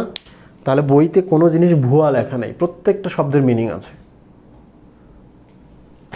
ওকে, আচ্ছা আমি তোমাদের একটা কথা বলি। অনেক কাল আগে, তখন আমি রংপুরে ছিলাম, তো প্রথম বছরে আমার একটা স্টুডেন্ট ছিল, তার নাম ছিল হচ্ছে, ভুলে গেছি, অনেক দিন যোগাযোগ নাই। তো সে ছিল 100-তে 100 পাইতো, 50-এ 50 পাইতো, কারণ পুরো বই তার মুখস্থ, সব বই, সব ধরনের বই। এটা কি বিশ্বাস হয়? সে আমার সাথে যোগাযোগ করে মেডিকেল পরীক্ষার 15 দিন আগে, যে ভাইয়া আপনি আমাকে পড়াবেন এবং আপনি আমাকে এইভাবে পড়া দিবেন যে 1 নাম্বার চ্যাপ্টার কেমিস্ট্রির, আমি পুরো 1 নাম্বার চ্যাপ্টারটা আপনাকে মুখস্থ বলবো। ঠিক আছে, বই ধরে থাকে, সে বলতে থাকে। তো তার সাথে আমার চ্যালেঞ্জ হইতো, তো তুমি যদি আজকে 100-তে 100 পাও, তাহলে তোমাকে আমি গ্রিল খাওয়াবো। রংপুরে এর থেকে আর ভালো খাবার খুব একটা পাবো না, পুরো রংপুরে কোনো পিজা নাই, তোমরা জানো এটা। ঢাকা ফাস্টফুড বলে একটা জায়গা আছে, ওখানে খণ্ড পাওয়া যায় 70-80 টাকায় পিজা, ভুয়া পিজা।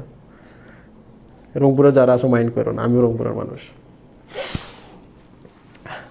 তো সে কিন্তু গ্রিলটা নিয়ে ফেলবো।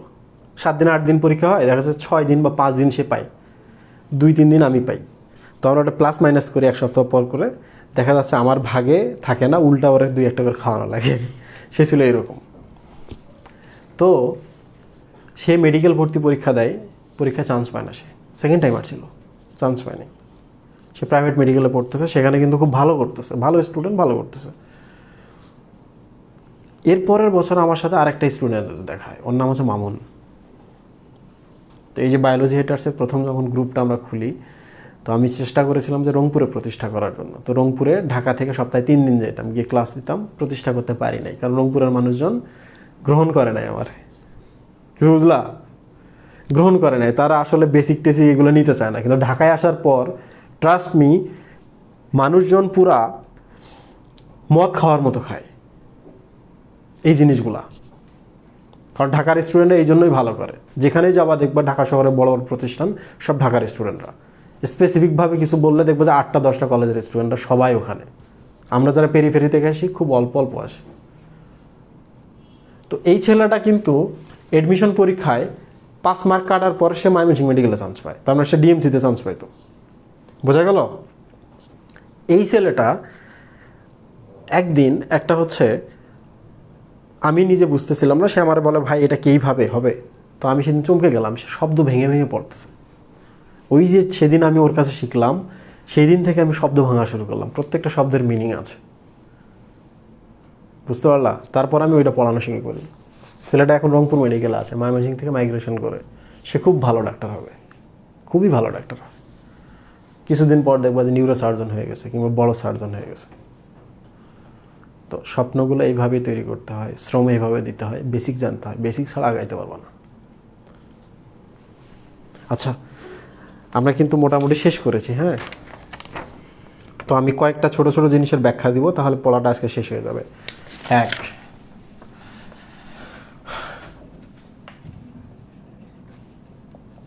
সেসাইল কি?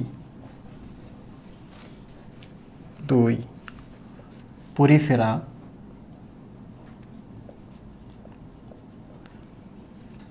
উভলিঙ্গ কেন? 3, পরিফেরা কিভাবে, এগুলো কিন্তু বইতে আছে, সাজানো নাই, বাট আমি ব্যাখ্যা দিলে বুঝতে পারবা, জনন সম্পন্ন করে।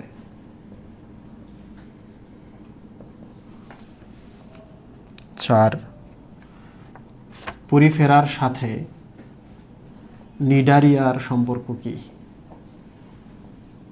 নিডারিয়ার মিল কি?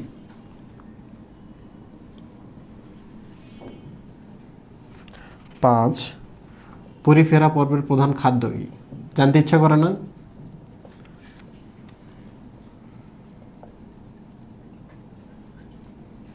বইতে আছে কিন্তু এগুলা, এমসিকিউ এর জন্য খুব ইম্পর্টেন্ট এগুলা। অ্যান্ডোসিম্বায়ন্ট,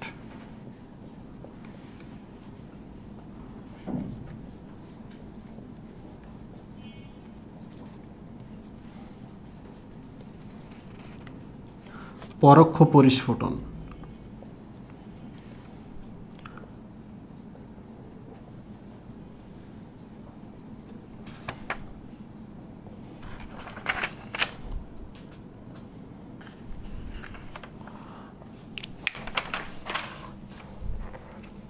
আচ্ছা, স্পঞ্জ আর স্পঞ্জিলা কি এক? আমি একটু পরে এগুলো ব্যাখ্যা করতেছি প্রিয় স্টুডেন্ট, একদম টেনশন করার কিছু নেই, প্রত্যেকটা শব্দ এখান থেকে তোমাদের ক্লিয়ার হয়ে যাবে। আমরা এখন কত ঘন্টা ক্লাস করতেছি? 1 ঘন্টা 1 মিনিট।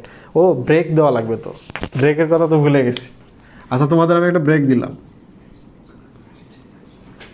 5 মিনিটস। খানা পিনা যাদের আছে আর যাদের হচ্ছে এক্সক্রেশনের ব্যাপার আছে, খুব দ্রুত চলে যাও।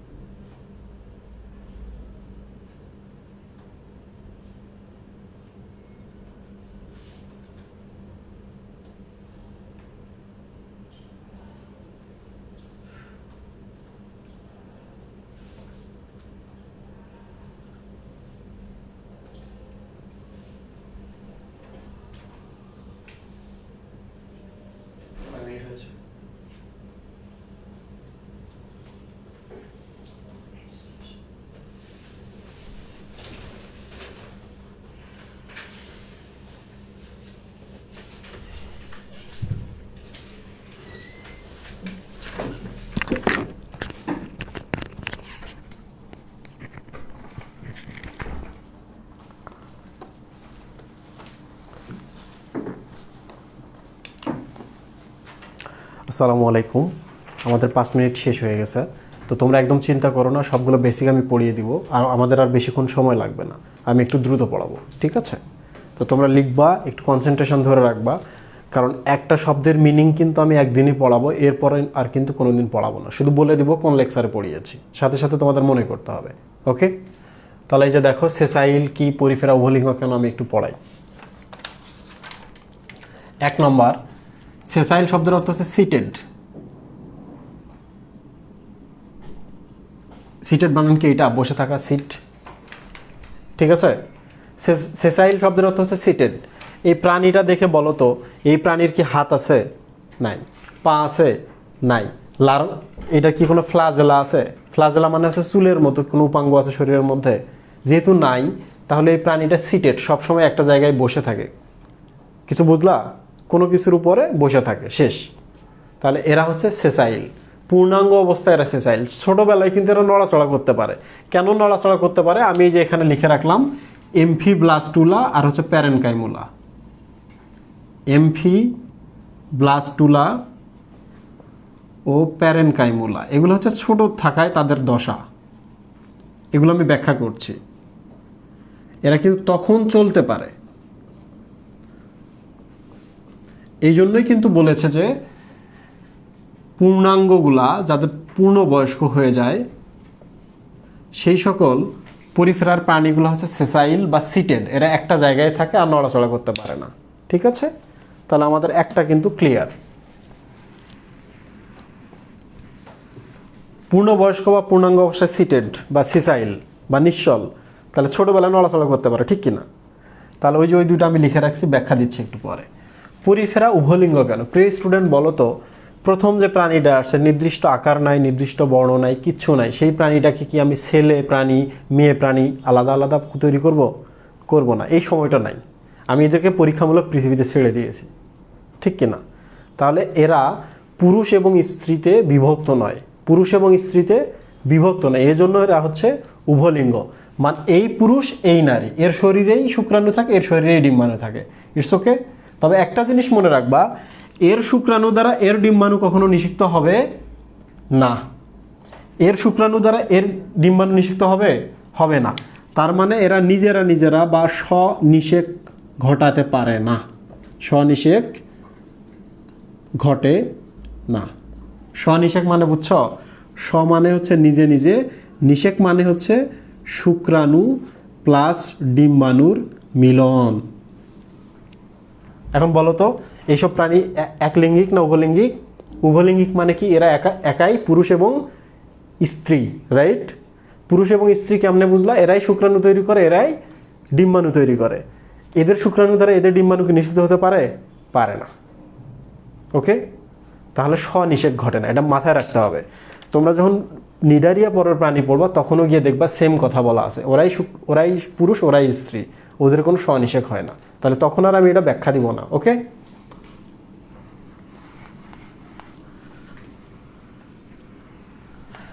তাহলে এবার চলে আসি কিভাবে এরা জনন সম্পন্ন করে। ওকে, তাহলে ধরা যাক এই একটা কোষের ভেতরে এখানে ডিম্বাণু আছে, এটা তো ফাঁকা জায়গা, এদের নাম কি বলো তো? স্পঞ্জ, কারণ এদের ফাঁকা ফাঁকা ফাঁকা ফাঁকা জায়গা আছে। তাহলে এই যে বড় একটা গহ্বর দেখছি, এটার নাম কিন্তু মেডিকেলে বলা হয় সিল। সিল মানে কি? গহ্বর। তাহলে বলো তো, স্পঞ্জের গহ্বরকে বা স্পঞ্জের সিলকে আমরা কি বলতে পারি? স্পঞ্জ যোগ সিল। তাহলে স্পঞ্জের ভেতরে যে সিল বা গহ্বর থাকে তার নাম হচ্ছে স্পঞ্জোসিল। তাহলে এখন পেলা স্পঞ্জোসিল কাকে বলে? তাহলে আমি যদি জিজ্ঞেস করি স্পঞ্জোসিল কি, তাহলে বলবা পরিফেরা পর্বের প্রাণীদের বলা হয় স্পঞ্জ, এদের শরীরের ভেতরে একটা বড় গহ্বর থাকে, গহ্বরের নাম হচ্ছে সিল। তাহলে স্পঞ্জের গহ্বরকে বলা হয় স্পঞ্জোসিল। ওকে, তাহলে তোমরা যদি পারো চিত্র দিয়ে দেখিয়ে দিবা, তীর চিহ্ন দিয়ে ফাঁকা জায়গাটাকে দেখাবা, এইরকম করে তীর। ওকে, তাহলে স্পঞ্জোসিল শব্দটার মিনিং আমরা পেলাম। ও কিভাবে জনন সম্পন্ন করে দেখো প্রিয় স্টুডেন্ট, এখানে খুব ইম্পর্ট্যান্ট একটা কথা, এরা তো সমুদ্রে থাকে, তাহলে অনবরত এগুলোতে কি আসে? পানি। কি আসে? পানি। তাহলে পানিতে কি কি থাকে? অক্সিজেন থাকে, ঠিক কি না? পানিতে পুষ্টি বা খাবার থাকে, ঠিক কি না? ঠিক কি না? 3 নম্বর হচ্ছে পানিতে অন্য আরেকটা পরিফেরা পরের প্রাণী শুক্রাণু দিয়েছে। কি দিয়েছে? শুক্রাণু। মনে রাখবা, ছেলে হওয়ার অনেক বিপদ। ছেলেদের বাইরে বেশি বেশি কাজ করতে হয়, ছেলেদের বেশি বেশি আউটডোরে কাজ করতে হয়, পাশাপাশি ছেলেদের শুক্রাণুকে কিন্তু ডিম্বাণুর কাছে যেতে হয়। তাহলে পানিতে শুক্রাণু থাকে না ডিম্বাণু থাকে? শুক্রাণু। তাহলে এই পানির মাধ্যমে অক্সিজেন আসে, পুষ্টি আসে, শুক্রাণু আসে, সবগুলা এই কোষ কর্তৃক গৃহীত হয়, হয়ে ভেতরে চলে যায় শুক্রাণুটা। এই যে এটা হচ্ছে শুক্রাণু। তার শুক্রাণু এবং ডিম্বাণু যদি মিলিত হয় তাহলে কি উৎপন্ন হবে? নিষেক। দুইটা মিলে জাইগোট হবে। এই জাইগোটটা শরীর থেকে কি হবে? বের হয়ে যাবে। এই যে এখানে আসলো। তাহলে এইটা পরবর্তীতে কি হবে? আরেকটা এরকম প্রাণী হবে। কিছু বুঝলা? এই হচ্ছে ঘটনা। ওকে, তাহলে আমরা জননটা দেখলাম। পানির সাথে কে আসে? শুক্রাণু। এবার তোমরা একটু দেখো তো, ভালো করে বলো তো, এই যে নালিকার ভেতরে যেহেতু শরীরের ভেতরে প্রবেশ করলো, নালীর ভেতরে দ্বারা যেহেতু বাইর হয়ে যাচ্ছে, তাহলে আমরা বলতে পারি না এদের শরীরে কোন তন্ত্র আছে? নালীতন্ত্র আছে, রাইট? তাহলে আমরা বলবো যে এদের নালীতন্ত্র আছে। তাহলে বলো তো, নালীতন্ত্রের মাধ্যমে কি কি কাজ সম্পন্ন করে? নালীতন্ত্রের মাধ্যমে সমুদ্রের পানি আসে, সেই পানিতে অক্সিজেন, পুষ্টি, শুক্রাণু থাকে, অক্সিজেন গ্রহণ করে, পুষ্টি গ্রহণ করে। তাহলে পুষ্টি গ্রহণ করলে এই কোষগুলো পরবর্তীতে বজ্র উৎপন্ন করবে, করবে না? তাহলে বজ্রগুলো এই পাশে বের হয়ে যাবে। অক্সিজেনটা যদি গ্রহণ করে এই কোষটা, তাহলে কার্বন ডাইঅক্সাইড তৈরি করবে, কার্বন ডাইঅক্সাইডটা এই পাশে বের হয়ে যাবে, ঠিক কি না? একইভাবে শুক্রাণু যদি আসে, শুক্রাণুটা এখানে গ্রহণ করবে, করার পর এটা শুক্রাণু ডিম্বাণু একসাথে বের হয়ে এরকম একটা নতুন প্রাণী তৈরি করবে। খুব কঠিন? কঠিন না। তাহলে দেখো আমরা অনেকগুলো ব্যাখ্যা শিখে ফেললাম। ওকে, তাহলে আমি এগুলো মিশাই দিচ্ছি।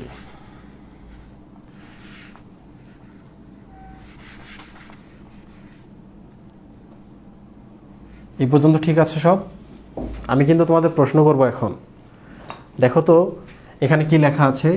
পরিফেরার সাথে নিডারিয়ার মিল কি, তাই না? মনে রাখবা, নিডারিয়া পরের প্রাণীরা কি? অমর। তার মানে ওদের শরীরের যদি একটা খণ্ডকে আমি টুকরো করে ফেলে দিই, তাহলে কি উৎপন্ন হবে? নতুন আরেকটা হাইড্রা উৎপন্ন হবে, ঠিক কি না? নিডারিয়া পরের প্রাণীর নাম হচ্ছে হাইড্রা। হাইড্রা যদি একটা আঙুল কেটে যায় বা একটা কর্ষিকা কেটে যায়, আর একটা হাইড্রা তৈরি করবে। এই পর্যন্ত ঠিক আছে? তা প্রিয় স্টুডেন্ট, এখানে একটু ভালো করে দেখো তো। হাইড্রা, এই যে অংশটুকু কেটে এই যে এখানে চলে আসলো, এইটা। তাহলে এটা নতুন আরেকটা কি তৈরি করবে?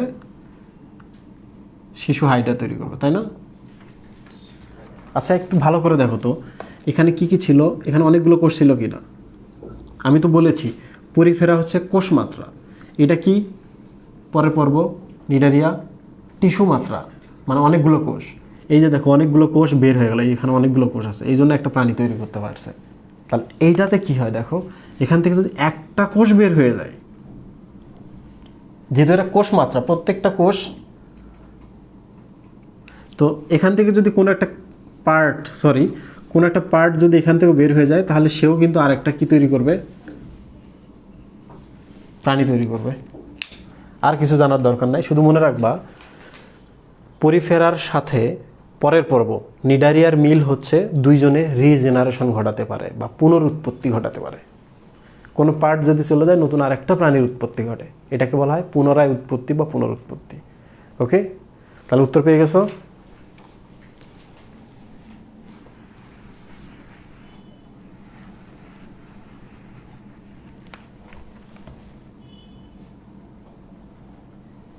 তাহলে আমরা আরেকটা পেলাম। প্রিয় স্টুডেন্ট দেখো, পরিফেরা পর্বের খাদ্য কি? মনে রাখবা, যেহেতু ছোট প্রাণী, তাহলে এরা ছোট ছোট প্রাণী খাবে। যেমন ব্যাকটেরিয়া খায়। এরা কি খায়? ব্যাকটেরিয়া। ব্যাকটেরিয়া হচ্ছে এদের প্রধান খাবার। কিছু বুঝলা? এছাড়াও তারা অন্য অন্য খাবার খেতে পারে। বইয়ে দেওয়া আছে সরাসরি ব্যাকটেরিয়া, তাহলে উত্তর দিতে হবে ব্যাকটেরিয়া। এগুলো ব্যাখ্যা করার কিছু নেই।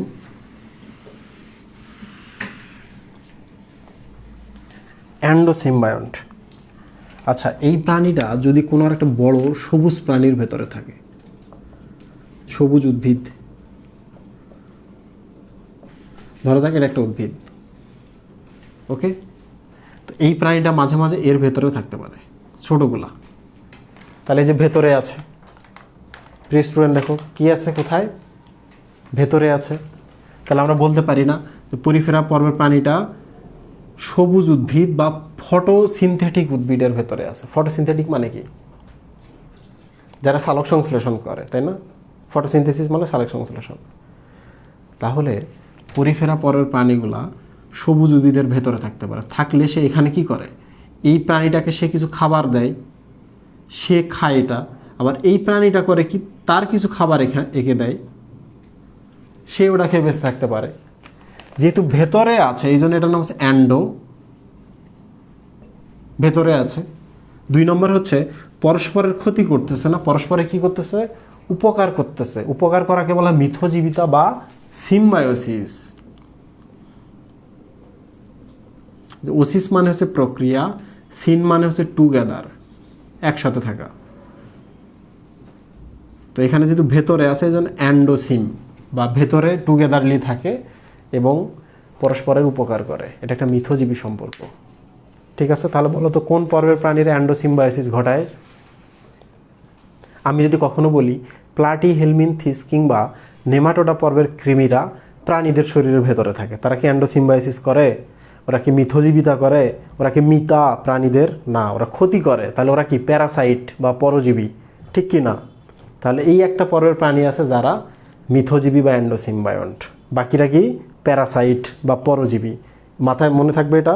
পরজীবী মানে কি? পরের উপর নির্ভর করে জীবন ধারণ করে এবং পরের ক্ষতি করে। আর সিম্বায়োসিস বা মিথজীবিতা মানে কি?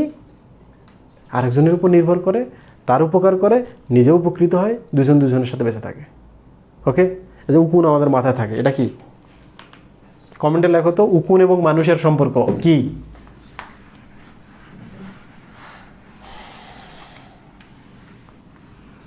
আচ্ছা, তোমাদের সবার জন্য এটা প্রশ্ন, আমি এখন কমেন্ট বক্স চেক করব। পরোক্ষ পরিস্ফুটন কি? তোমরা যারা ইংলিশ মিডিয়াম আছো, ইংলিশ মিডিয়ামের স্টুডেন্টরা এই কোর্সটা করতে পারবা তাদের ক্ষেত্রে, কারণ আমি এই কোর্সের ক্ষেত্রে ইংলিশ টার্মগুলো ব্যবহার করব, ইংলিশ টার্মগুলোও ব্যবহার করব, তাহলে তাদের কোনো প্রবলেম হওয়ার কথা না। বলো পরোক্ষ পরিস্ফুটন বা ইনডিরেক্ট ডেভেলপমেন্ট কি? খুব ইম্পর্ট্যান্ট একটা জিনিস।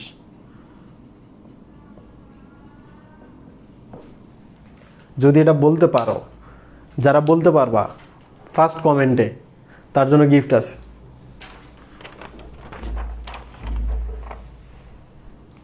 যারা ফার্স্ট কমেন্টে এইটার হচ্ছে সঠিক আনসার দিতে পারবা তার জন্য একটা টি শার্ট। ও টি শার্ট তো দিচ্ছি না, অন্য কোনো গিফট দিয়ে দেবো আমি।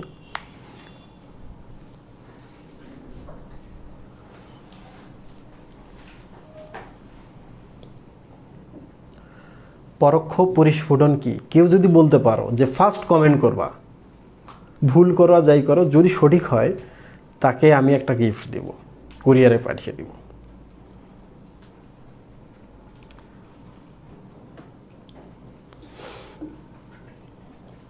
চয়ন কুমার বলেছে নো আইডিয়া, গিফট আর পাচ্ছ না তুমি।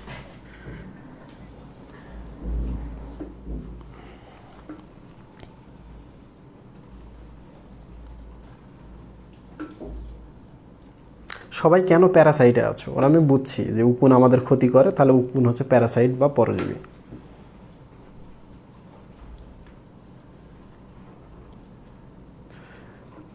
মামুন মুজাহিদ লিখেছ মিথজীবিতা? না, পরোক্ষ পরিস্ফুটন কোনো মিথজীবিতা নয়। রাহাত বলতে পারবা? মহিব তুমি বলতে পারবা? মহিবুল্লাহ, মুন্না ভাই, মুন্না ভাইকে বলো পায়ের মান 200 ঘর পর্যন্ত পটপট পটপট করে বলে দেবে।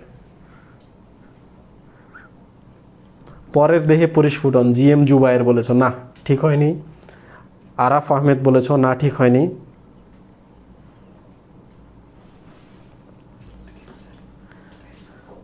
যে পরিস্ফুটন ভ্রূণ লার্ভার মাধ্যমে পর্যায়ক্রমিক অস্বাভাবিক পরিবর্তনের দ্বারা পূর্ণাঙ্গ প্রাণীতে পরিণত হয়। ফাহমিদা শেখ বলেছ। স্ক্রিনশট নিয়ে রাখলাম, এর থেকে বেটার যদি পাই তাকে আমরা গিফটটা দিব। তোমার আনসারটা ঠিক আছে। পরেরটা শরীফুল ইসলাম। তোমরা সেম ঘটনা ঘটিয়েছো। তোমরা কি ট্রান্সলেট করেছো গুগলে? আচ্ছা আমি এবার বলি তোমাদের ইনডিরেক্ট ডেভেলপমেন্ট কি। আচ্ছা এইটা হচ্ছে একটা মানুষ, তাই না? এটা একটা মানুষ, মানুষের বাচ্চা দেখতে কেমন হয়? মানুষের মতোই, তাই না? ছোট, এই তো নাকি, ঠিক কিনা? বাট ব্যাঙের ক্ষেত্রে দেখো তো, ব্যাঙের ক্ষেত্রে দেখো, ব্যাঙ জন্ম দেয় কি? ডিম, তাই না? ডিম থেকে কি বের হয়? লার্ভা, লার্ভা থেকে কি হয়? ব্যাঙাচি, ব্যাঙাচি থেকে কি হয়? পূর্ণাঙ্গ ব্যাঙ, ঠিক কি না? আবার চিন্তা করো, এটা হচ্ছে প্রজাপতি, প্রজাপতি কি দেয়? ডিম, ডিম থেকে কি আসে? লার্ভা, লার্ভা থেকে কি আসে? পিউপা, পিউপা যারা বোঝো না তাদেরকে বলে রাখি পোকা, যে পোকাগুলো যেইভাবে যায়, এরকম পোকা আছে না কিছু? তো এইটা একদিন ডানা তৈরি করে, তখন এরা কি হয়ে যায়? প্রজাপতি, তাই না? তো এখন বলো তো, মানুষের বাচ্চাকে দেখে বোঝা যায় মানুষ হবে, কিন্তু তুমি প্রজাপতির লার্ভা বা পিউপা দেখে বুঝতে পারবা যে এটা একদিন সুন্দর প্রজাপতি হবে? কিংবা ব্যাঙের তুমি ব্যাঙাচি দেখে বলতে পারবা যে এটা একদিন 4টা পা হবে, লেজ থাকবে না, এটা ব্যাঙ হবে? তাহলে দেখো কতগুলো স্টেজের ভেতর দিয়ে গেছে, এবং এরা কেউ কাউরের মতো দেখতে না, জীবন ধারণও কেউ কাউরের মতো না। যেমন ধরো ডিম লার্ভা থাকে পানিতে, পূর্ণাঙ্গ ব্যাঙ থাকে না পানিতে। ব্যাঙাচি থাকে পানিতে, লেজ থাকে, কিন্তু পূর্ণাঙ্গ হয়ে গেলে সে আর পানিতে থাকে না, লেজ থাকে না। তাহলে একটা আলাদা আলাদা একটা চেঞ্জ আসলো তার শরীরের মধ্যে। এই চেঞ্জটাকে বলা হয় কি? মেটামরফোসিস। কি বলা হয়? মেটামরফোসিস। প্রিয় স্টুডেন্ট দেখো, এই মেটা মানে হচ্ছে চেঞ্জ, মেটা মানে কি? চেঞ্জ। মরফো শব্দের অর্থ হচ্ছে আকার আকৃতি, আর ওসিস মানে হচ্ছে কি? প্রক্রিয়া। তাহলে মেটামরফোসিস মানে কি? এদিকে দেখো, মেটামরফোসিস মানে হচ্ছে আকার আকৃতি পরিবর্তন হওয়ার প্রক্রিয়া। তাহলে যে সকল প্রাণীদের সমগ্র জীবনটা নিজেদের আকার চেঞ্জ করার মাধ্যমে পরবর্তী ধাপে যায়, অনেকগুলো স্টেজ থাকে তাদের জীবনের, এই সকল প্রাণীদের এই যে ধীরে ধীরে ডেভেলপমেন্ট হচ্ছে, বড় হচ্ছে, এটাকে বলা হয় ইনডিরেক্ট ডেভেলপমেন্ট বা পরোক্ষ পরিস্ফুটন, রাইট? আর আমাদের ক্ষেত্রে কি? ডিরেক্ট ডেভেলপমেন্ট, মায়ের পেট থেকে বাচ্চা মানুষ, বাচ্চা মানুষ থেকে বুড়া মানুষ, তাই না? তাই আনসার পেয়ে গেছো তোমরা? তাহলে আজকে কিন্তু দেখো মেটামরফোসিস শিখে ফেললা, এটা খুব ইম্পর্টেন্ট, ঘাস ফড়িংয়ে গিয়ে আমরা শিখবো, জানতেই হবে এটা। তাহলে পরোক্ষ পরিস্ফুটন সম্পর্কে আজকে ধারণা পেলাম।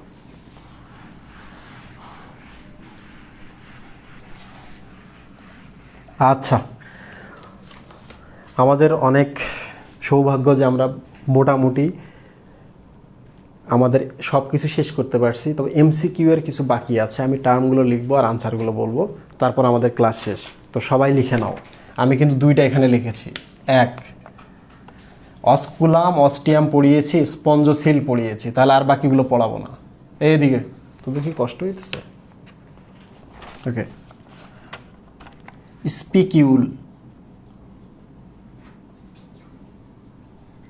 2, স্পঞ্জিন তন্তু 3।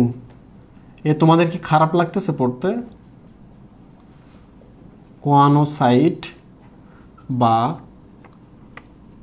কলার কোষ, 3টা বই থেকে সব টার্ম এখানে দেওয়া আছে। পিনাকোডার্ম,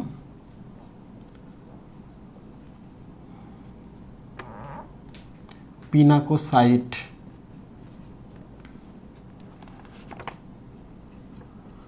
কোয়ানোসাইট,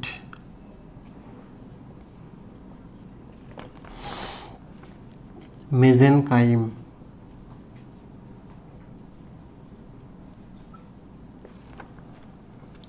গেমিউল,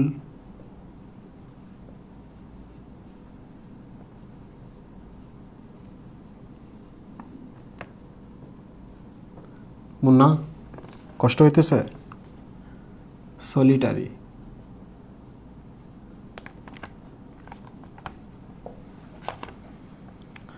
কলোনি।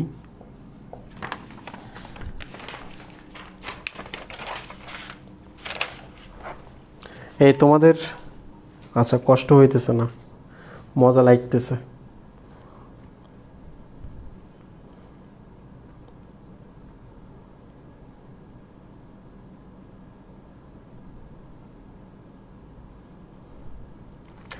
আমার কোনো স্টুডেন্ট যদি পরীক্ষা দিয়ে আসার পর বলো যে এই টপিকটা কমন পড়ে নাই, তাদের তো আমি সবাইকে বাঁশের বন্দুক দিয়ে গুলি করব, কারণ আমি সব পড়াই। আর আমি পরীক্ষা দিলে কেমনে পড়তাম, আমার মতো স্টুডেন্ট যারা হচ্ছে কখনো টিচারের সহচর্য পায় নাই বায়োলজিতে, আমাকে কোনো টিচার কেমনে পড়ালে আমি ভালো বুঝতে পারতাম, আমি সেভাবেই তোমাদের পড়াই। তো এটা মাথায় রাখবা। আর পড়ালেখার ব্যাপারে অনেস্টিটা খুব জরুরি। চাইলেই কিন্তু তুমি এখন ফোনটা থেকে অফলাইনে চলে যেতে পারো, ঘুমায় যেতে পারো, তোমাকে কে ঠেকাবে, তাই না? তুমি আজকে যতটুকু রাত জাগবা, আল্লাহ তোমাকে ঠিক ততটুকুই প্রতিদান দেবে। কিছু বোঝা গেল? ভাগ্য কিন্তু চেঞ্জ হয় না, মানুষের স্বভাব চেঞ্জ করা যায়। এটা হচ্ছে আব্দুল কালাম আজাদ বলেছে। পৃথিবীতে অনেক আবুল কালাম আজাদ আছে, আব্দুল কালাম আজাদ কেউ না, একজনই আছে মাত্র। One piece made, factory dead. কিছু বুঝলা? ইন্ডিয়ান আব্দুল কালাম আজাদ। তো উনি বলেছিলেন মানুষের ভবিষ্যৎ চেঞ্জ করা যায় না, বাট স্বভাব চেঞ্জ করা যায়। স্বভাব যদি চেঞ্জ করো, ভবিষ্যৎ অটোমেটিকলি চেঞ্জ হয়ে যাবে। আল্লাহ তো বলেই দিয়েছে যে তোমরা চেষ্টা করো, তোমাদের চেঞ্জ হয়ে যাবে ভাগ্য। ওকে, তাহলে এগুলো পড়তে কিন্তু বেশি সময় লাগবে না, অল্প একটু সময়, একটু ভালো করে খেয়াল করো, এরপর ঘুমায় যাবা আরামসে। তোমরা মনে করবা যে কখনোই তোমরা এই চ্যাপ্টার এভাবে পড়তা না, ভবিষ্যতেও পড়বা না, বাট তোমরা এই চ্যাপ্টার সব জেনে ঘুমাই গেছো। ওকে, তাহলে একটু কষ্ট করো, শেখো। এটা হচ্ছে স্পিকিউল। আচ্ছা, মোল আর হচ্ছে মোলেকিউল শব্দ দুটো দেখে বলো তো আমাকে, কোনটা বড় জিনিস বোঝাচ্ছে, কোনটা কম জিনিস বোঝাচ্ছে? Any idea? আচ্ছা, ওটা যদি না বুঝতে পারো এটা বলো। এনিমেল আর হচ্ছে এনিমেল কিউল, কোনটা বড় কোনটা ছোট বোঝাচ্ছে? আচ্ছা, এটাও তোমরা পারবা না, আরও একটা সহজ দেখো। আর্টারি মানে ধমনী, আর একটা হচ্ছে আর্টেরিয়ল। বলো তো কোনটা বড় বোঝাচ্ছে? আচ্ছা, এটাও পারবা না তোমরা, জানি। কণা আর হচ্ছে কণিকা, কোনটা বড় কোনটা ছোট বোঝাচ্ছে? দেখো, বায়োলজিতে খুব ইন্টারেস্টিং একটা ট্রিক আছে, এটা আমার আবিষ্কৃত। সেটা হলো নাম যাদের ছোট তারা হচ্ছে বড়, তাহলে এগুলো হচ্ছে বড় প্রাণী, এটা হচ্ছে ছোট প্রাণী। যেমন ব্যাকটেরিয়া হচ্ছে অ্যানিমেল কিউল, ছোট। আর্টারি মানে হচ্ছে ধমনী, আর আর্টারিয়াল মানে হচ্ছে ধমনিকা। তাহলে আর্টারি যেগুলো এইরকম হবে, অনেক ব্যাসটা অনেক বড় হবে, আর আর্টারিয়ালগুলো হবে অনেক সরু। এই যে দেখো, ছোট্ট একটু ব্যাস, তাই না? দেখো, বাংলা নামের ক্ষেত্রে ধমনী বড় ব্যাস, ধমনিকা ছোট ব্যাস। কণা মানে হচ্ছে এইটা, আর কণিকা মানে হলো এইটা। ওকে, নামের সাথে আকার ব্যস্তানুপাত। মোল মানে হচ্ছে বড়, মোলেকিউল মানে হচ্ছে ছোট। তাহলে দেখো, স্পিকিউল শব্দটা দেখে মনে হচ্ছে এটা খুব ছোট একটা জিনিস, রাইট? আচ্ছা, এটা একটু পার করি, আমরা স্পাইক লিখি। তাহলে স্পাইকটা বড়, স্পিকিউলটা ছোট, তাই না? আমরা যে জুতা পরি, জুতার নিচে এরকম থাকে না স্পাইক, থাকে কি না? তো এই প্রাণীটার দেহের মধ্যে গঠনটাকে যদি তুমি শক্তিশালী করতে চাও, এবং অন্য আর একটা প্রাণী এসে যদি এর সাথে ধাক্কা লাগে, সেটা থেকে তো বাঁচতে হবে, হবে কি না? তাহলে গায়ের মধ্যে কি কাঁটা লাগাইতে হবে। তাহলে এদের গায়ের মধ্যে এরকম আছে,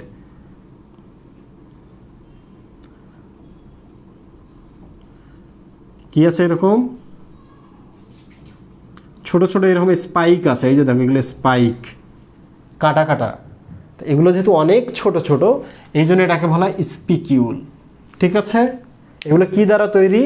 এগুলো যেহেতু শক্ত, কাটা শক্ত হবে না, এগুলো হচ্ছে ক্যালসিয়াম কার্বনেট দ্বারা তৈরি, মানে চুন দ্বারা তৈরি। ক্লিয়ার? তাহলে বলো তো, স্পিকিউল কি দ্বারা তৈরি? চুন দ্বারা তৈরি। চুন হলে কি হবে? শক্ত। কারণ আমরা তো জানি চুন থেকে পাথর হয়, চুনা পাথর। তাহলে শক্ত বা পাথরের মতো এরা শক্ত। তাহলে এরাই হচ্ছে পরিফেরা পরের প্রাণীদের দেহ গঠন করে। ওকে, রাহাত বুঝতে পারছো? অনেক কষ্ট হইতেছে তোমাদের, আমি বুঝছি। কষ্ট যত হবে আমি তত কষ্ট কম করে দেব,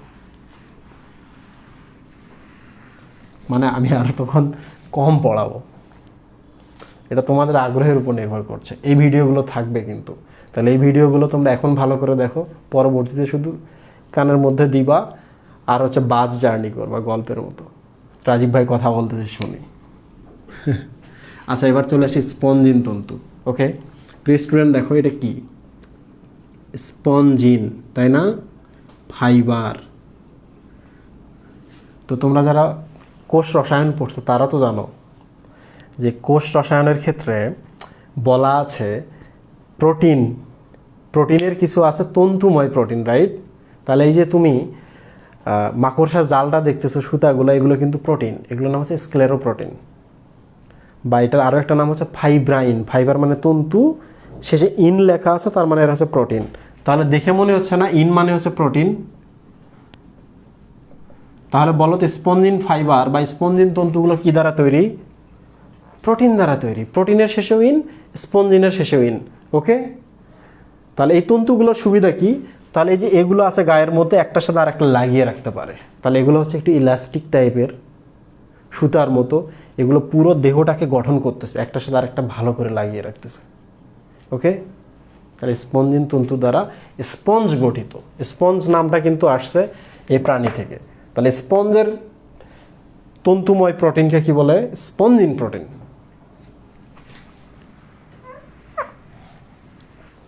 আচ্ছা, এবার চলে আসি আমরা সহজ জিনিস। যদি কোনো একটা জায়গায় তুমি খুঁজতেছো, একটা প্রাণী পাইছো, তাহলে বলবা সলিটারি। সলিটারি শব্দের অর্থ হচ্ছে অ্যালোন। সলিটারি শব্দের অর্থ কি? অ্যালোন, একা আছে। তোমার হাতে যদি একটা টিউমার থাকে, ডাক্তার যদি লেখে যে একটি টিউমার হলো, ডাক্তার লিখবে সলিটারি টিউমার, মানে একটা টিউমার আছে ওর হাতের মধ্যে। ওকে,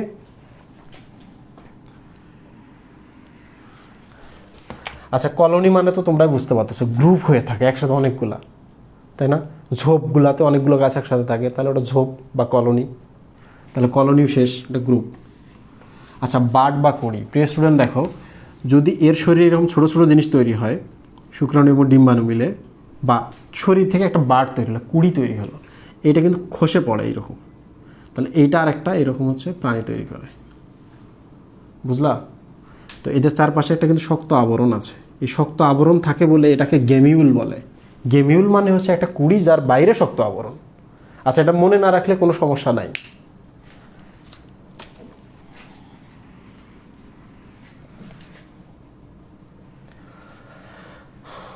আচ্ছা, তোমরা একটু কমেন্টে বলো ভাই আমরা আছি, পড়তে ভালো লাগতেছে, খুব ভালো লাগতেছে। তাহলে আমি এক টানে এগুলো শেষ করে দেবো। আমার আর সময় লাগবে 5 মিনিট।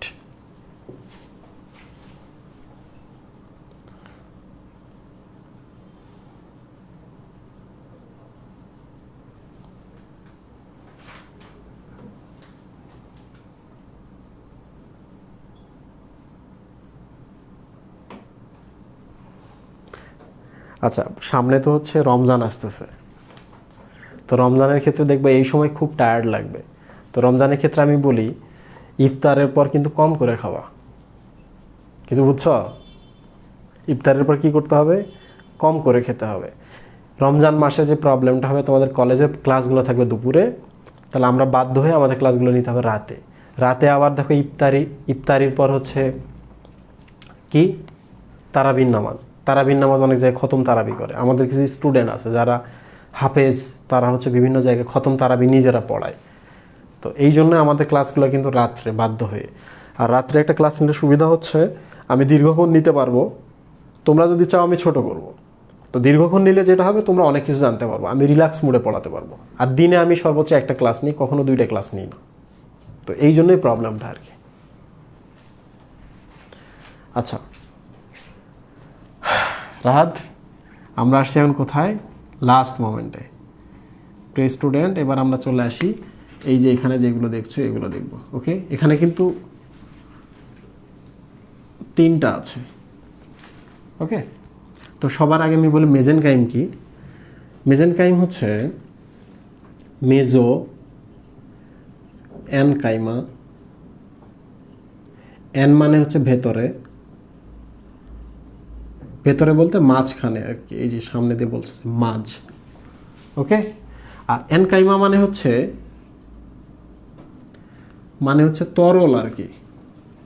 তরলগুলোই তো হচ্ছে কোনো একটা জায়গায় ইনফিউজ করে দেওয়া যায়, রাইট, ভেতরে প্রবেশ করায় দেওয়া যায়।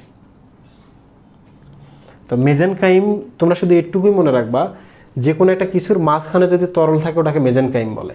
তাহলে এই কোষটা দেখো, এই যে এই জায়গাগুলো একটু তরলের মতো, তাহলে এইটাকে বলে মেজেনকাইম। তো মেজেনকাইম আমরা বারবার পাবো, তাহলে এটা নিয়ে এখন আমরা এত চিন্তা করব না।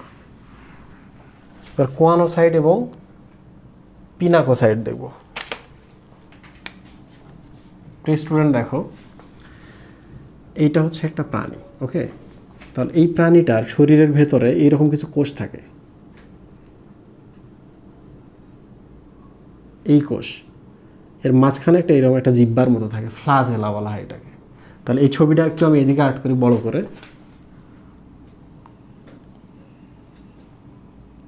ওকে।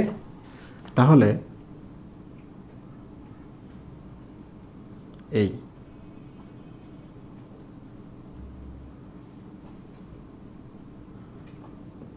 হচ্ছে ঘটনা, ভেতর থেকে একটা এরকম ফ্লাজেলা থাকে। তো তুমি যদি দেখো যে এই প্রাণীটার ভেতরে পানি যাচ্ছে, এই পাশে তো বের হয়ে যাবে, তো পানির ভেতরে যে অক্সিজেনটা আছে, কিংবা হচ্ছে পুষ্টিকর কোনো পদার্থ আছে, কিংবা শুক্রাণু আছে, তাহলে এই ভদ্রলোক করে কি, কোয়ানো শব্দের অর্থ হচ্ছে ফানেল। এই যে দেখো মুখটা ফানেলের মতো, তাই না?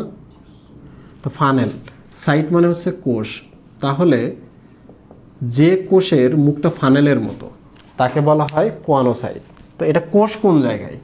কোষ হলে তো অনেক কিছু থাকবে, এই যে দেখো এটা হচ্ছে কোষ, এই পর্যন্ত এটা হচ্ছে নিউক্লিয়াস, এগুলো হচ্ছে সাইটোপ্লাজম, এর বাইরের দিকে একটা এই যেমন থাকে। তো বাইরে কেন এই জিনিসটা আছে? এই যে যখন অক্সিজেন, পুষ্টি এবং শুক্রাণু এই পাশ দিয়ে যায়, সে করে কি এরকম করে পানিটাকে করে সে এখান থেকে অক্সিজেন, পুষ্টি এবং এই শুক্রাণুগুলোকে বাছাই করে ভেতরে নিয়ে যায়, এরকম করে বাছাই করলে ভেতরে প্রবেশ করে। কিছু বুঝছ? তাহলে ফ্লাজেলা থাকে, মুখটা ফানেলের মতো, যাদের যেসব কোষ তাদেরকে বলা হয় কোয়ানোসাইট। এখন বলো তো কোয়ানোসাইট ভেতরে থাকবে না বাইরে থাকবে? ভেতরে থাকবে। তাহলে এখন যদি বলি ভেতরের ত্বক কোন কোষ দ্বারা তৈরি হয়? কোয়ানোসাইট দ্বারা। তো তোমরা তো জানো ডার্মিস মানে হচ্ছে ত্বক, তার মানে হচ্ছে ডার্ম মানে ত্বক, তাই না? তাহলে কোয়ানোসাইট দ্বারা যে ত্বক গঠিত হয় তাকে বলা হয় কোয়ানোডার্ম। তাহলে বইতে আছে কোয়ানোডার্ম কি, তাহলে তোমরা বলবা যে ত্বক মানে ভেতরের ত্বক কোয়ানোসাইট নামক কোষ দ্বারা তৈরি হয় তাকে বলা হয় কোয়ানোডার্ম। তাহলে কোয়ানোডার্মের কাজ কি? অক্সিজেন, পুষ্টি এবং শুক্রাণুকে গ্রহণ করা। কোয়ানোসাইট মানে কি? এটি একটি কোষ, সাইট মানে কোষ, কোয়ানো মানে হচ্ছে ফানেল, তাহলে তার একটা ফানেল আকৃতির অঙ্গ আছে। হে, খুব কষ্ট হইতেছে? আচ্ছা, আমি আর একটা ব্রেক দিব, তাইলে ব্রেক দিব না? তাহলে তোরা এরকম করে মন খারাপ করে আসিস কেন? তোরা কি চলে যাবি? আচ্ছা দেখ, আচ্ছা এইটার আরেকটা নাম হচ্ছে কলার কোষ। তাহলে কোষ মানে হচ্ছে কোষ, এই যে কোষ, ওকে। কলার মানে হচ্ছে এই যে দেখো এর একটা কলার আছে না, এই যে এই পাশে দেখো, এই পাশে দিয়ে এই পাশে এই পাশে এই পাশে অনেকগুলো হচ্ছে, এগুলো ছোট ছোট জিনিস, মাইক্রো, যেহেতু এগুলো হচ্ছে আঙ্গুলের মতো অভিক্ষেপ এই জন্য এদেরকে বলা ভিলাই, মাইক্রো ভিলাই। তাহলে এই ফানেলটা মাইক্রো ভিলাই দ্বারা তৈরি হয়। তাহলে এই যেটা কলার না, কলার কি না? তাহলে এর কলারটা কি দ্বারা তৈরি হয়েছে? মাইক্রো ভিলাই দ্বারা তৈরি হয়েছে।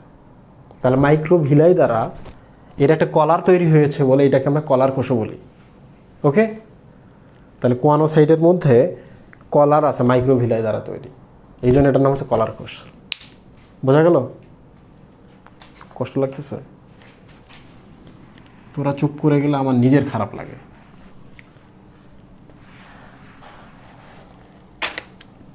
আচ্ছা, এটা লাস্ট টপিক, পিনাকোসাইট। প্রিয় স্টুডেন্ট দেখো, সাইট মানে হচ্ছে কোষ, পিনাকো শব্দের অর্থই হচ্ছে ত্বক, কি? ত্বক বা ডার্ম, ওকে। তাহলে এই কোষটা আমরা কোথায় পাবো? ত্বকে পাবো। এই ত্বক তো গেল, এখন এই ত্বকে পাবো। এই ত্বকের মধ্যে এই কোষগুলো থাকে, এই যে এইরকম করে। এটা একটা পিনাকোসাইট, এটা একটা পিনাকোসাইট, এটা একটা পিনাকোসাইট, এটা একটা পিনাকোসাইট। তো কোষগুলো দেখে মনে হচ্ছে না এগুলো ফ্ল্যাট কোষ, তাহলে এগুলো হচ্ছে ফ্ল্যাট কোষ। ফ্ল্যাট মানে কি? চাপা, চাপা কোষ, মনে থাকবে। তাহলে এখন বলো তো, পিনাকোসাইট দ্বারা যে ত্বকটা তৈরি হয় তার নাম কি ত্বক? পিনাকোডার্ম, তাই না? তাহলে এরা কি তৈরি করলো? পিনাকোডার্ম। তাহলে মনে থাকবে পিনাকোডার্ম কি আর হচ্ছে কোয়ানোডার্ম কি? কোয়ানোসাইট দ্বারা ভেতরের ত্বক গঠিত হয়, এই জন্য এটাকে বলে কোয়ানোডার্ম। আর বাইরের ত্বকটা পিনাকোসাইট দ্বারা তৈরি হয়, এই জন্য এটার নাম হচ্ছে পিনাকোডার্ম। এই পর্যন্ত ক্লিয়ার? তোমরা যদি এই পর্যন্ত বোঝো তাহলে সব থেকে ইন্টারেস্টিং টপিকটা আমি 1 মিনিটের মধ্যে শেষ করে দেবো। এই দুইটা কমেন্টে বলো ভাইয়া বুঝছি, এই টপিকটা বলেন, এরপর একটা আরামসে ঘুম দেবো।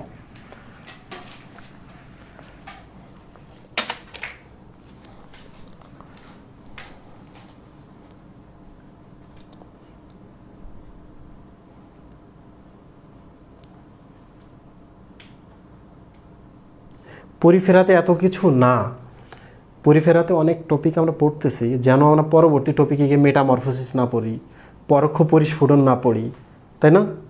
পিনাকোডার্ম না পড়ি, মেজেনকাইম যেন আমরা না পড়ি, সেজাইল কী জিনিস আমরা না পড়ি, পরেগুলো সহজ হয়ে যাবে, যাবে কি না? এই হচ্ছে ঘটনা। অঙ্ক শেখার আগে আমাদের শত শত শত শত সূত্র মুখস্থ করতে হয়, ঠিক কি না? অঙ্ক করার সময় সূত্র মুখস্থ করতে হয়? হয় না। ওকে, তাহলে আমি তোমাদের 2টা ছবি অ্যাড করে দেখাই, তাহলে বুঝতে পারবা।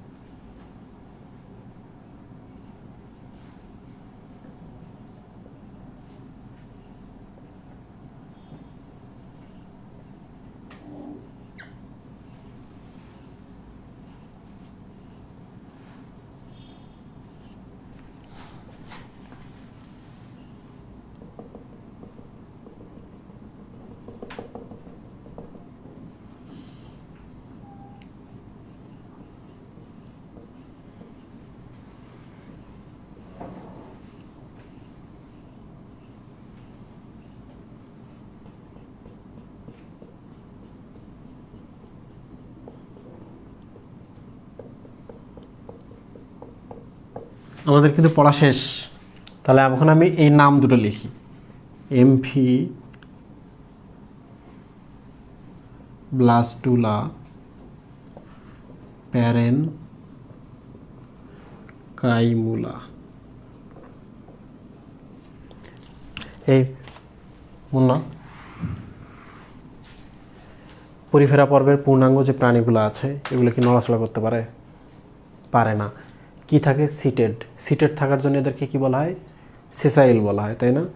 আমরা বলেছিলাম পূর্ণাঙ্গগুলো সেসাইল বা সিটেড। তাহলে ছোট যেগুলো আছে এগুলো কি চলাচল করতে পারে?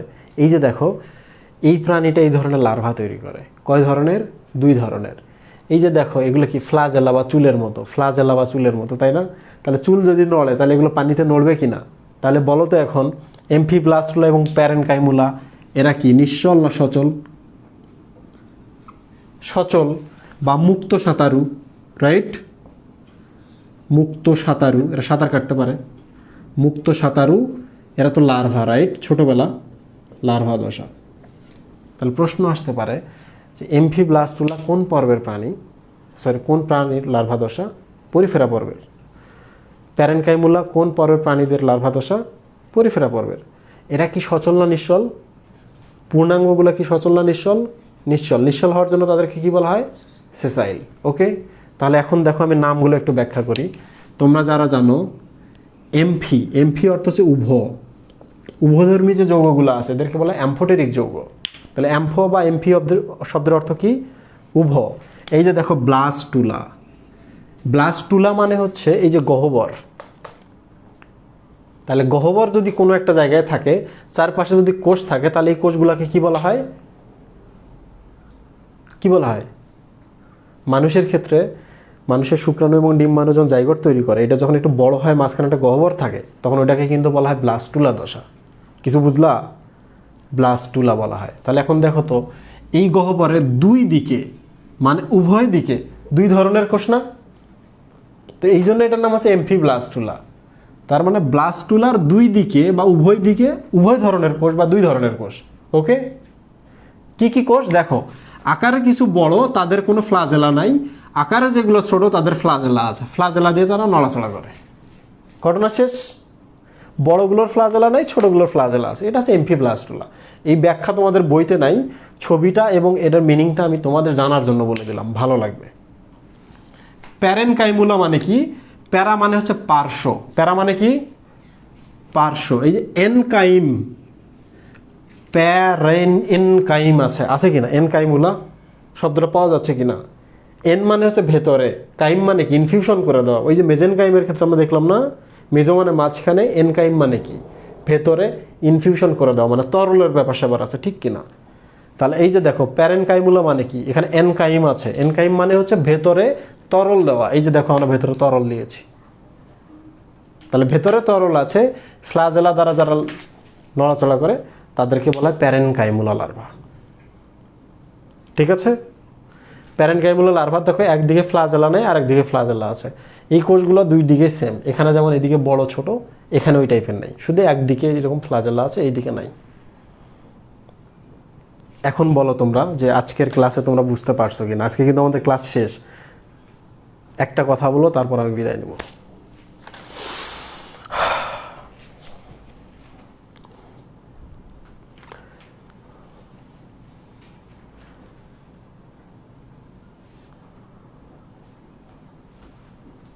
আচ্ছা, একটা কথা বলি তোমাদের, সেটা হলো পরীক্ষার ব্যাপারে। আজকে যে ক্লাসটা হয়েছে, পরের দিন ক্লাস শুরুর আগে পরীক্ষা হবে, 20 মার্কের পরীক্ষা হবে। এবার 20 মার্কের মধ্যে আমরা সৃজনশীল প্রশ্ন ঢুকিয়ে দেব। তাহলে একটু মাথায় রাখবা যে সৃজনশীল প্রশ্ন দাগাইতে হবে। এতদিন যে কোর্সটা করে আসছে এই ধরনের কোশ্চেন নয়, নতুন ধরনের কোশ্চেন। ওকে, এটা কিন্তু খুব ইম্পর্টেন্ট। তাহলে আমাদের বলা যাবে না ভাইয়া কবে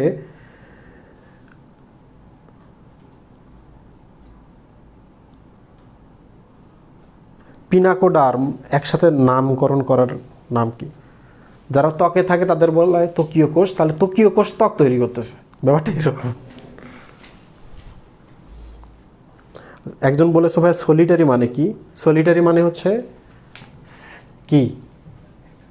সিঙ্গেল, অ্যালোন। সলিটারি মানে সিঙ্গেল। তো তোমরা একটা কাজ করবা, সেটা হলো আমি একটা পোস্ট দিব, তোমরা ওখানে তোমাদের মতো অনেস্ট রিভিউ লিখবা, ঠিক আছে? যে তোমাদের ক্লাস কেমন লেগেছে। আর একটা কথা বলে রাখি, আজকে যেমন প্রেশার পাইলা, পরের দিন এত প্রেশার পাবা না।